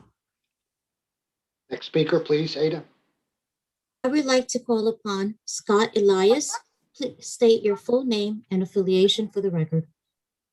Thank you. Scott Elias, and I am speaking on behalf of the Solar Energy Industries Association. SEIA is the National Trade Association for the United States solar industry, and we represent all segments of the solar market. I want to start off by thanking BPU staff for their hard work in developing the straw proposal and the opportunity to comment, as well as the opportunity to extended the comments so that we have more time to develop our written response. And I'd also like to acknowledge that it is not an easy task to design a durable solar incentive program that puts the state on path toward meeting its goal of 100% clean energy by 2050, balances ratepayer impacts, and continues to support a thriving and stable solar industry. While our comments will be more thorough, I want to highlight a couple points today on where our member companies believe the straw proposal falls short of its potential. First, SEIA does not agree that the eligibility threshold for projects participating in the administratively determined incentive should be at or under 2 megawatts. Rather, SEIA recommends that non-net metered grid-connected projects should be subject to competitive solicitations, and that whether a system is net metered should be the dividing line between projects that are in the administratively determined incentive or not. Second, I want to emphasize the point of gradualism. While the successor incentives should definitely be lower than today's TREC values, they should not be reduced so much so quickly that projects become uneconomic. And as the Cadmus report noted, the importance of evaluating initial incentives relative to TREC values is to avoid significant market disruption in the transition to the successor program. Yet the straw proposal deviates from that recommendation and suggests initial incentive levels in year one that are too low, especially for non-residential solar and community solar market segments, rather than a gradual step down. A nearly 50% reduction in incentive levels from the TREC in the first year is not gradual. It will be disruptive to the commercial solar industry, and especially to carport solar project economics for schools, manufacturing facilities, and municipalities. Community solar is still a nascent industry in New Jersey with massive potential to help traditionally underserved communities benefit from the state's transition to a clean energy economy.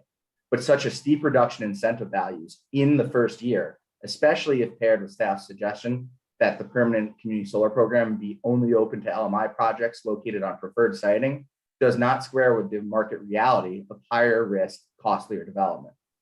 Third, the Cadmus report suggested the need to differentiate between project types. It specifically suggested that BPU be more expansive than the TREC factor classes and base incentive values on cost differences as well as on policy and social desirability.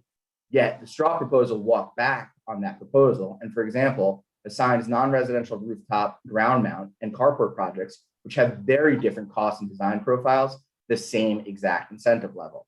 As a result, SEIA suggests the creation of adders for different types of solar projects based on location, off-taker, or some other criteria that aligns with the state's public policy objectives, which, as the Cadmus report noted, is an innovative program design tool that differentiates between project types and aligns the successor with state policy objectives and goals, like solar in LMI communities, solar for public entities, on contaminated land, and paired with storage. Fourth, there hasn't been much talk today on the competitive solicitation program, and we appreciate the intent of trying to create a viable grid scale industry within New Jersey, but SEIA members fear that overly strict siting and maturity requirements, coupled with lack of meaningful capacity each year, will simply be insufficient to seriously encourage grid scale solar origination within New Jersey. Lastly, the Cadmus report noted the potential for energy storage to unlock additional value for solar projects and found it crucial for BPU to investigate ways to incentivize hybrid systems. But unfortunately, the straw proposal is short on details and implies that in the near term, the BPU only plans to incent grid supply projects paired with storage. SEIA believes that it is critical that energy storage incentives are available from the very start of the successor program and that they are available for both behind the meter and grid scale solar and storage projects. Thank you for the time. We will elaborate further in our written comments, and we look forward to working with the BPU as this process continues. This is to my colleagues. If it's all right with you, I'm going to continue. I think we could probably finish hearing from everyone on the list. Now, unless you have another meeting you have to run to or whatever. Is that all right? Okay, thank you. Next speaker, please. I would like to call upon Eric Miller. Please state your full name and affiliation for the record. Thank you. My name is Eric Miller, and I'm the Director of New Jersey Energy Policy for the Natural Resources Defense Council, or NRDC. Good morning, President Fiordaliso, commissioners, and members of board staff. I'm here today on behalf of our more than 3 million members, thousands of whom reside in New Jersey, who support our mission to protect the world's natural resources, improve public health, and ensure a safe and sustainable environment for all. The science is clear. In order to avert a climate catastrophe, New Jersey, the United States, and the world needs to take aggressive action to reduce our economy-wide emissions by 2030. To meet this challenge, we're going to have to pursue a suite of clean energy resources that achieve our goals while retaining affordability for New Jersey customers. Fortunately, New Jersey is one of the leading states working to address the climate crisis, and the board, as well as its staff, have already taken significant action on a slew of policy fronts and is making rapid progress to achieve our goals. However, achieving the number one goal of our clean energy policies, and that is the rapid reduction of GHG emissions, will require striking a balance between a suite of different resources, such as wind and solar, both in-state and out-of-state, that achieves our targets while retaining affordability for customers and a healthy clean energy industry. Simply stated, overspending on any single resource will lead to less investment elsewhere and ultimately fail to achieve our climate goals. Therefore, we must carefully consider our clean energy options to strike the right balance between resources and the cost of those resources. To that end, NRDC strongly supports the Solar Successor Program put forward by the board staff. We believe that a budget-based framework required by the Clean Energy Act and currently being designed by staff and stakeholders will provide the state with a competitive process to secure the necessary amount of distributed and grid scale solar that ultimately strikes the correct balance to achieve our clean energy targets while maintaining affordability for utility customers and a healthy solar industry in the state.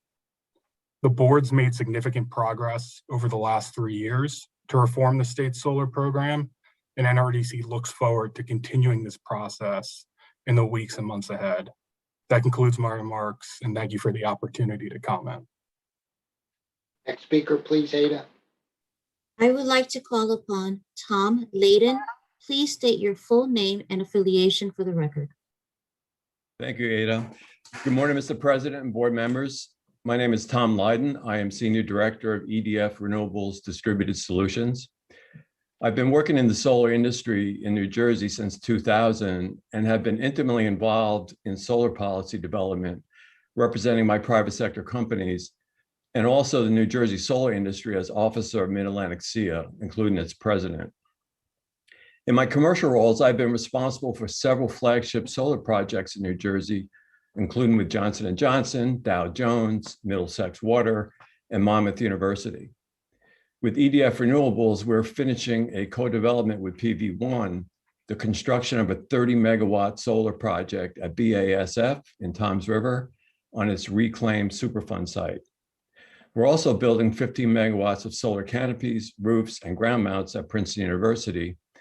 And we're in development on the largest floating solar project in the US on the Wanacue Reservoir. We're also developing a truck solar canopy at the Port of Newark. I must note, none of these projects would have been possible under the current straw proposal. We fully recognize and appreciate the leadership of New Jersey over the last 20 years, and particularly the consistent good solar policy that has enabled the solar industry to create over 6,000 good paying jobs and build 3.5 gigawatts of solar installations. This is an amazing accomplishment that we should all be proud of. And again, enabled by consistent and reliable state solar policy. I fully believe that the BPU, under the leadership of President Fiordaliso, the competent staff he has built around him, and the vision of the full BPU board, that your intent and vision is to continue solar success in New Jersey and to meet the goals of Governor Murphy's Energy Master Plan.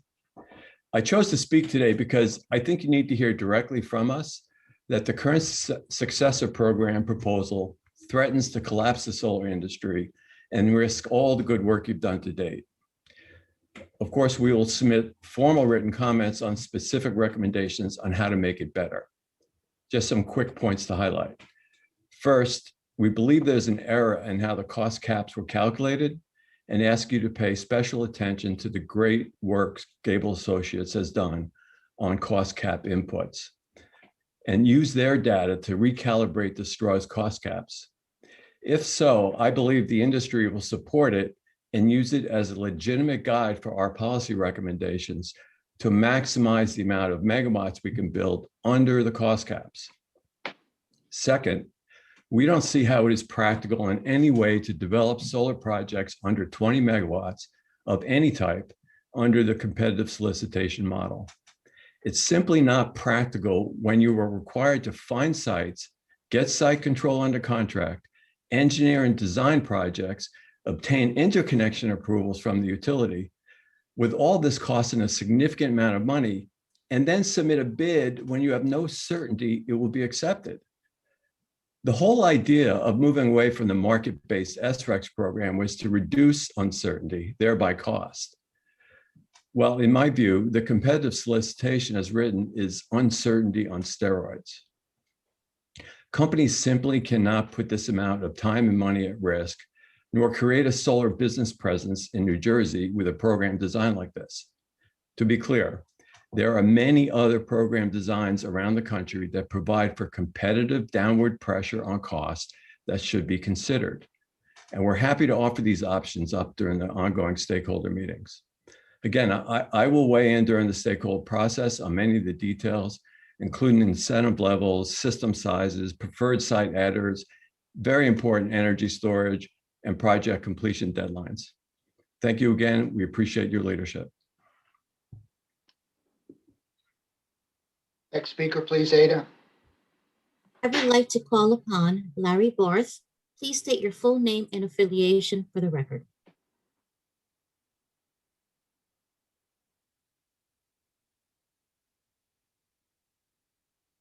You're on mute, Larry. All right. Now? Now. Okay. Thank you.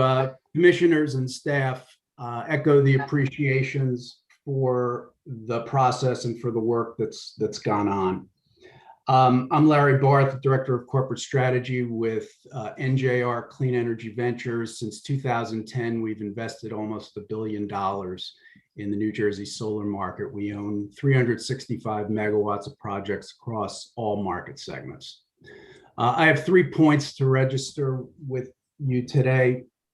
First, I'll echo some of the comments of others. It will be very difficult to invest in new projects based on the incentive levels that we've seen, particularly in the commercial market. We'll be giving staff specific recommendations on where we think the incentives need to be and data behind that. Second is, as we work on the incentives, we would also say that there is a lot of discussion about this new competitive solicitation program. We would just urge everybody to recognize that developing a new program takes time. We're going to have to figure out, what's going to work, roll it out, perfect it. Let's just be humble about how long it takes and make sure that while we're doing that, we're not stalling the pieces of the market that are supposed to be in this solicitation. Let's keep administrative incentives going for landfills, commercial net metered projects, grid rooftops. We're coming off a year of relatively slow growth. We want to keep the growth going next year and not stall the market while we're building a new program. The third thing is I do want to compliment some of what I see from staff in the straw proposal on the cost caps. I think there's some really good thinking there. I'll echo Tom Layden's comment. I think Gable Associates has joined that thinking with some improvements on how we do the calculations for the cost caps. So I think that collaboration is working well, and I really urge staff and the board to take a good close look at those the methodology that has been developed. I also feel like we should be including externalities. Staff came pretty close in that in their recommendation, but we're doing solar in New Jersey because of the jobs benefits, the environmental, the economic development, the environmental benefits. Our cost cap calculations should reflect those. I want to thank you for the time you've given me today and look forward to continuing the discussions. Next speaker, Ada. I would like to call upon Michael King. Please state your full name and affiliation for the record. Hello, can you hear me? Yes, we can. Good. I'm Michael King. I'm with the Phillipsburg Riverview Organization. Our headquarters is at 68 South Main Street, Phillipsburg, New Jersey, 08865. What got my attention were 600 acres of solar approved in Harmony Township. And that back in the day, we worked very hard to get the Highlands Act passed. And we realize now that actually all of that farmland in the planning area needed to be preserved or protected at the time, because this choice that seems to be coming up between solar and developing it in some other way is not good for climate action. We need this either for food, or we need this for crops for animals, or in the case of Harmony Township, it's New Jersey Department of Environmental Protection designated this particular area known as the Garrison Road site as a Natural Heritage Priority Site. which is an important area for threatened and endangered grassland and overwintering bird species. Another thing that got my attention is in Lopakon Township, having been incentivized to build a dual use solar project that would provide Phillipsburg with utilities cost, reduction in cost. And it just strikes me that in Phillipsburg, any incentive should be in Phillipsburg. Gosh, there's so many buildings, including our building, our art center at 68 South Main Street, flat roofs. We need to have this kind of thing, this kind of incentive in Phillipsburg. It's a downtrodden, and it's a very rough time for the downtown.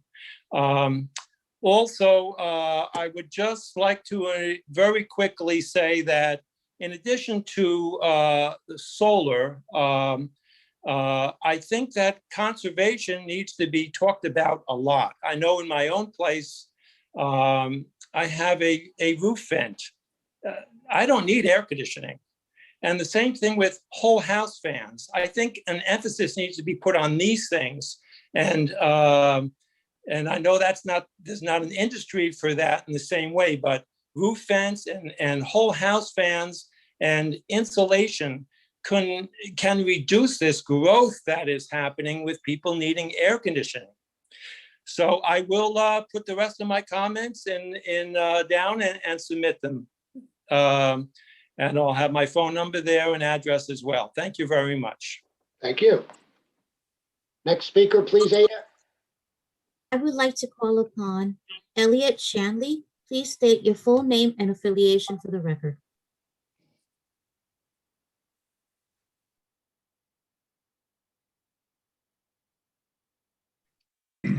Mr. Shanley, are you on mute?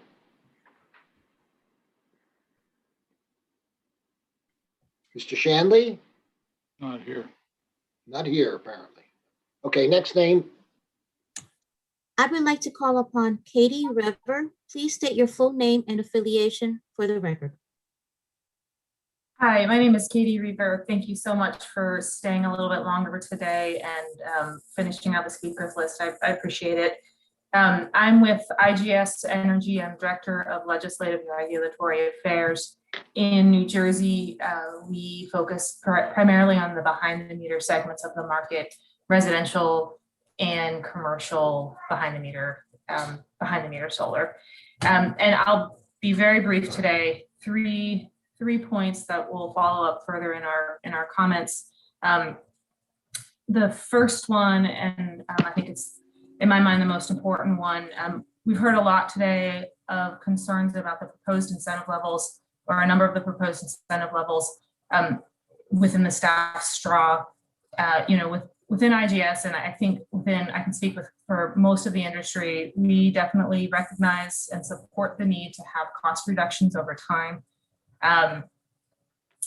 But I urge the board, as they're looking at this program, to have in mind the concept of gradualism, and the market, and most importantly, customer expectations need time to adjust to reductions in incentives. And a step function reduction is jarring, very jarring, and will halt the market for a substantial period of time. So as you're looking at the incentive levels, I urge you to think about gradualism and setting a glide path for reduction over time so that the industry can adjust, and that the board can look at how the market is responding and gather information in terms of where those incentive levels should go in the future as well. My second points will be very brief as well. On the competitive solicitation, I support Tom Lydon and a couple other speakers' concept that behind the meter systems, it doesn't work to do competitive solicitations with behind the meter systems. You have to have anytime that you have to have a customer involved in negotiating a PPA before you know what the incentive level is, it's just, those projects just, they just don't happen. And in other markets where we see competitive solicitations for customer-sited solar, you get very, very small participation in those markets. And then the last point is on the residential market. I applaud the staff for, and it's on the capacity amount. I applaud the staff for looking at the last 3 years of the market and setting the capacity at 150 megawatts.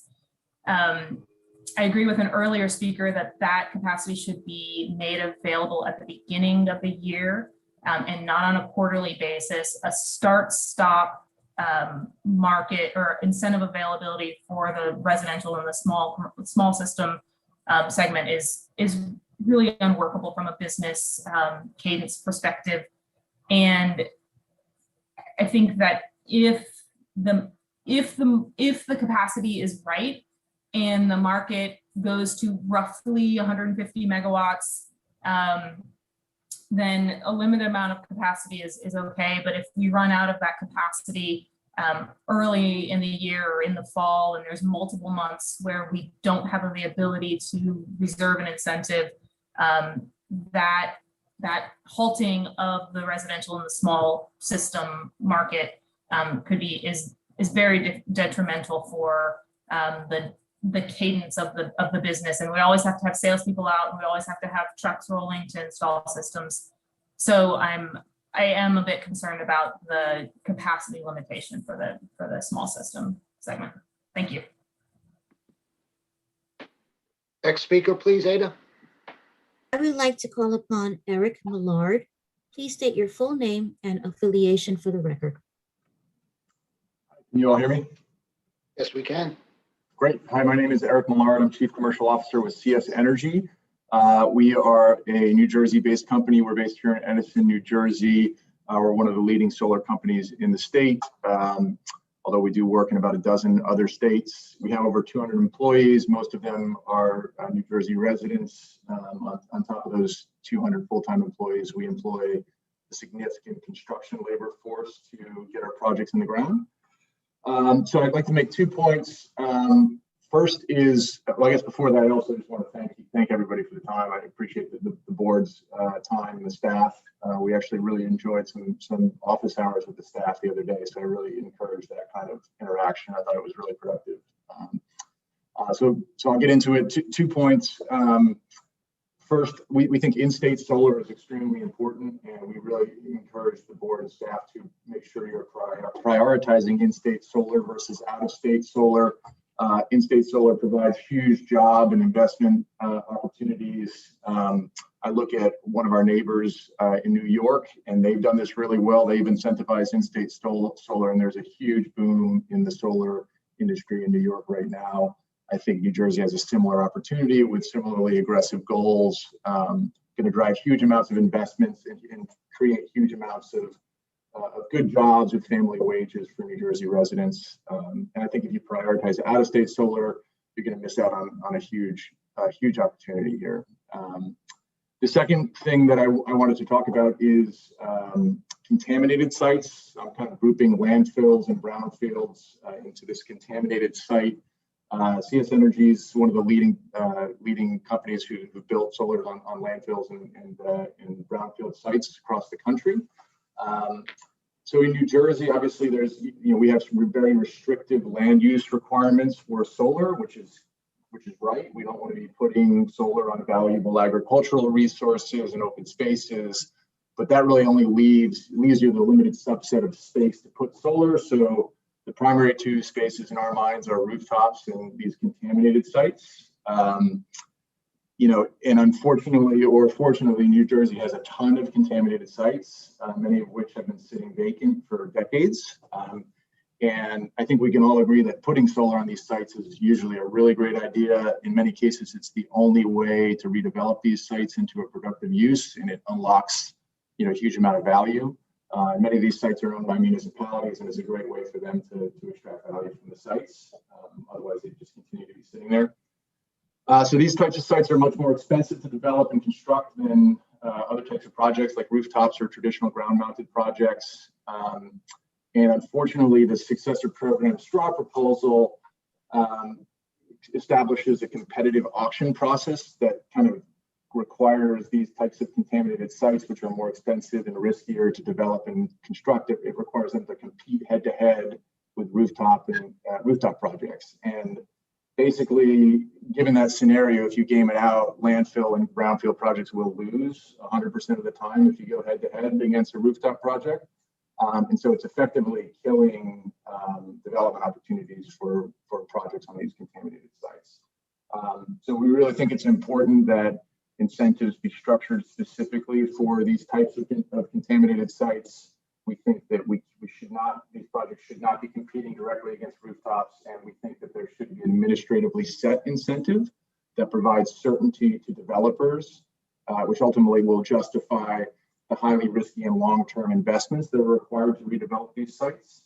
They're very different from any other type of project that's getting developed in New Jersey, and we think this type of certainty and administratively set program is extremely important to keep these sites getting redeveloped.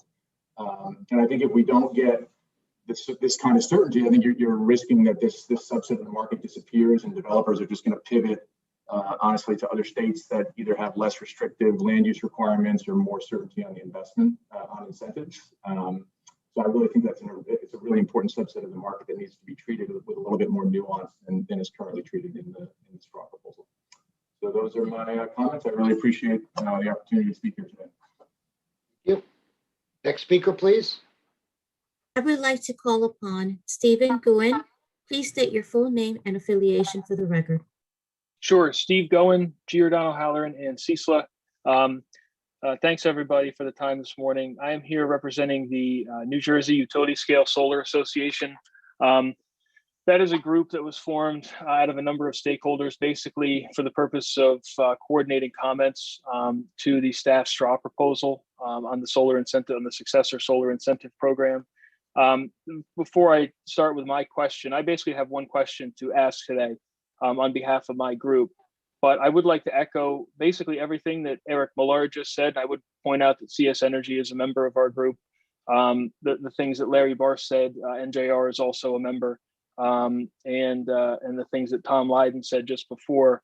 I had the opportunity to work with Tom on the project in Tom's River. And that's the type of project that we want to see continue. Right when the staff straw proposal came out, I had submitted a letter and written the board concerning the Mount Olive solar farm that my client CEP Renewables is developing, which when it's complete will be the largest solar farm on a landfill in the country. And that's possible because of the current incentive program, basically because of the stability and the certainty associated with the TREC that allows those projects to be financed and to get built. So we really are interested in seeing those types of projects, the brownfield and landfill projects, continue. I would like to point out that I think Jeff Hinsky before had talked about certain benefits of different types of projects to municipalities, and we view our projects, brownfield and landfill projects, utility scale, as having benefits to municipalities as well. Typically, the way that we structure these projects is through the redevelopment process, and often what we are doing is taking underutilized sites or sites that have past due taxes due to the sites being abandoned by former operators or owners. And so we're developing them in a way where the municipality realizes payments for past due taxes and then sees ratables going forward. So we view these projects as not only beneficial for the state in cutting up a big portion of the state's renewable energy goal, but also important to different municipalities to transform some of these underutilized sites into productive assets moving forward. So we really are supportive of a robust program of utility scale solar on brownfields and landfills going forward. With that said, my question today basically relates to projects that are currently in the queue, in the TREC queue. And I wanted to ask whether the board would support, as part of the successor program, that any projects that have currently submitted an application into the TREC program basically would be treated as being eligible for the TREC program. And the reason for that is that I think there's some conflicting language in the straw proposal and some of the guidance that we've seen basically that maybe these projects would be eligible for participation in the TREC program if they received an SRP registration prior to the TREC program closing. Our view is that that's just not fundamentally fair because these projects, typically they're going through the redevelopment process. They're difficult to develop sites. They're contaminated. They're landfills, and they take a long time to develop. A lot of the projects that we're working on have been in development for over a year. So we really need to know that if the projects have currently submitted for TRECs, that they're going to be treated as being eligible for TRECs, and they're not going to be shut out, basically due to delays that are beyond the developer's control. Maybe due to delays in reviewing the applications at the NJDEP level or at the staff level, and not necessarily delays, but just the time that it takes to review the applications. But we just want to make, and to be frank, we've had some applications that have been submitted to the board and have been pending for 5 or 6 months, and we don't want to have a situation where those applications end up being treated under a different program when a lot of money was invested in submitting them to the current program. And then just to piggyback on that, we want to make the point that, which I think Fred DeSanti had raised earlier, that there should be an incremental approach to rolling out the successor program, and we would recommend that the period for submitting applications into the TREC program continues until the end of this year. And again, that is because the type of projects that we're talking about, the utility scale on contaminated properties, they've been in development for a long time. The redevelopment process with the municipalities takes a long time. There's a lot that's been invested, and we really need a date certain to make sure that these projects are going to remain eligible. And our recommendation would be for you to keep that process open until the end of the year, so that we're not scrambling, with a notice that says you've got 30 days left of the current program and you better submit your application. So again, we'd like the projects that are currently in the TREC pipeline to be treated as such, and then we would like that process to remain open for the end of the year as the successor program is more fully developed and rolled out. Thank you for your time. I appreciate it. Thank you. Ada, I believe, according to my list, Mr. Golan was the last speaker. Is that correct? That is correct, Mr. Okay. President. And I, first of all, want to thank everyone for allowing us to extend this and give everyone who was signed up to speak the opportunity to do so. One thing I would like to encourage everyone is to stay involved in the stakeholder process, to stay involved and take advantage of the office hours that the staff has voluntarily offered. This has been one of the, and continues to be, it's not over, continues to be one of the most transparent, accessible exercises this board has ever undertaken. And not only do I thank my colleagues for that, but I thank staff for their willingness to go that extra mile. Take advantage of all the opportunities, and particularly the stakeholder opportunities, because that's where minds and souls can be changed. So it's the perfect forum for you to express your thoughts, put forth your recommendations, and as we continue to go along here in fully developing the successor program. It's been a very exciting process thus far, and those of you who've been around can remember when we went into the SREC program, as some of you alluded to, back in 2007-8. It was also a very exciting period, and in many instances a contentious time, because there are differences of opinion. Just keep in mind, and I know you all realize this, that the board has to look at the whole picture. And also keep in mind, when I say we have to look at the whole picture, we have to look at the ratepayer, and we have to look at the impact it has on the ratepayer. That's one of our responsibilities. We also have to look at the industry. and see what kind of impact any decision we make has on the industry. Solar has been around in the state of New Jersey for at least 20 years.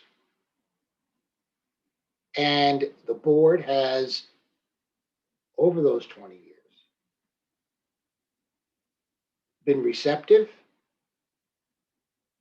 to the solar industry's recommendations in some cases, and not receptive in others. Because we do have to look at the whole picture. And we have to consider all aspects of the New Jersey population in any decision we make. Because the decisions we make affect 9 million people who live in this state. So I want to thank everyone today who participated and let us hear your view, who let us hear your views, so that we too can look at this in a broader sense. Keep in mind, not only do we have this opportunity, but this meeting has been recorded. Give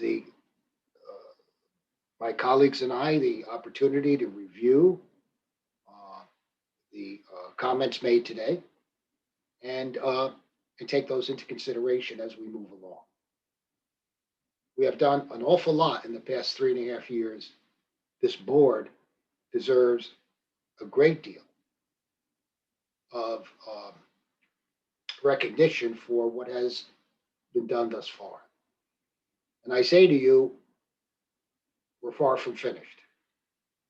So it just continues to move on. And again, thank you for your time. It was nice seeing some of you. I haven't seen many or some of you in a relatively long time due to COVID and so on. And this was a good opportunity to see many of you. Do any of my colleagues want to make any closing statements?